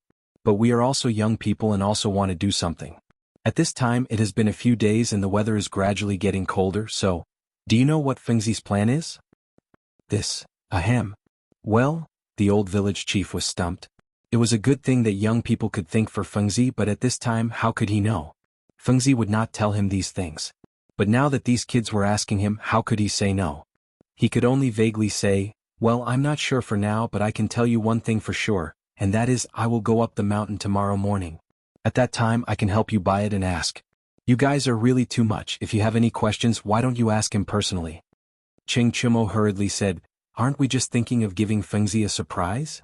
Previously we heard that Fengzi wanted to build a textile factory, the kind that can produce hundreds of bolts of cloth a day, so we were thinking of asking you to help us ask if you can give it to us. The old village chief was naturally aware of this matter. At this time when he heard them say this, the old village chief instantly understood. No wonder these brats came to drink with him today. They wanted to attract business. When he thought of the money from the paper mill being divided among them, the old village chief's heart was bleeding. If it were not for Fengzi's desire to be a hands-off shopkeeper and there was really no one on the mountain that he could use, the old village chief would not have tolerated Zhang Feng's squandering. At this time, seeing that the few of them were thinking of this textile factory, instantly the old village chief's expression changed and he asked, what did you say? You said that it can spin hundreds of bolts of cloth a day?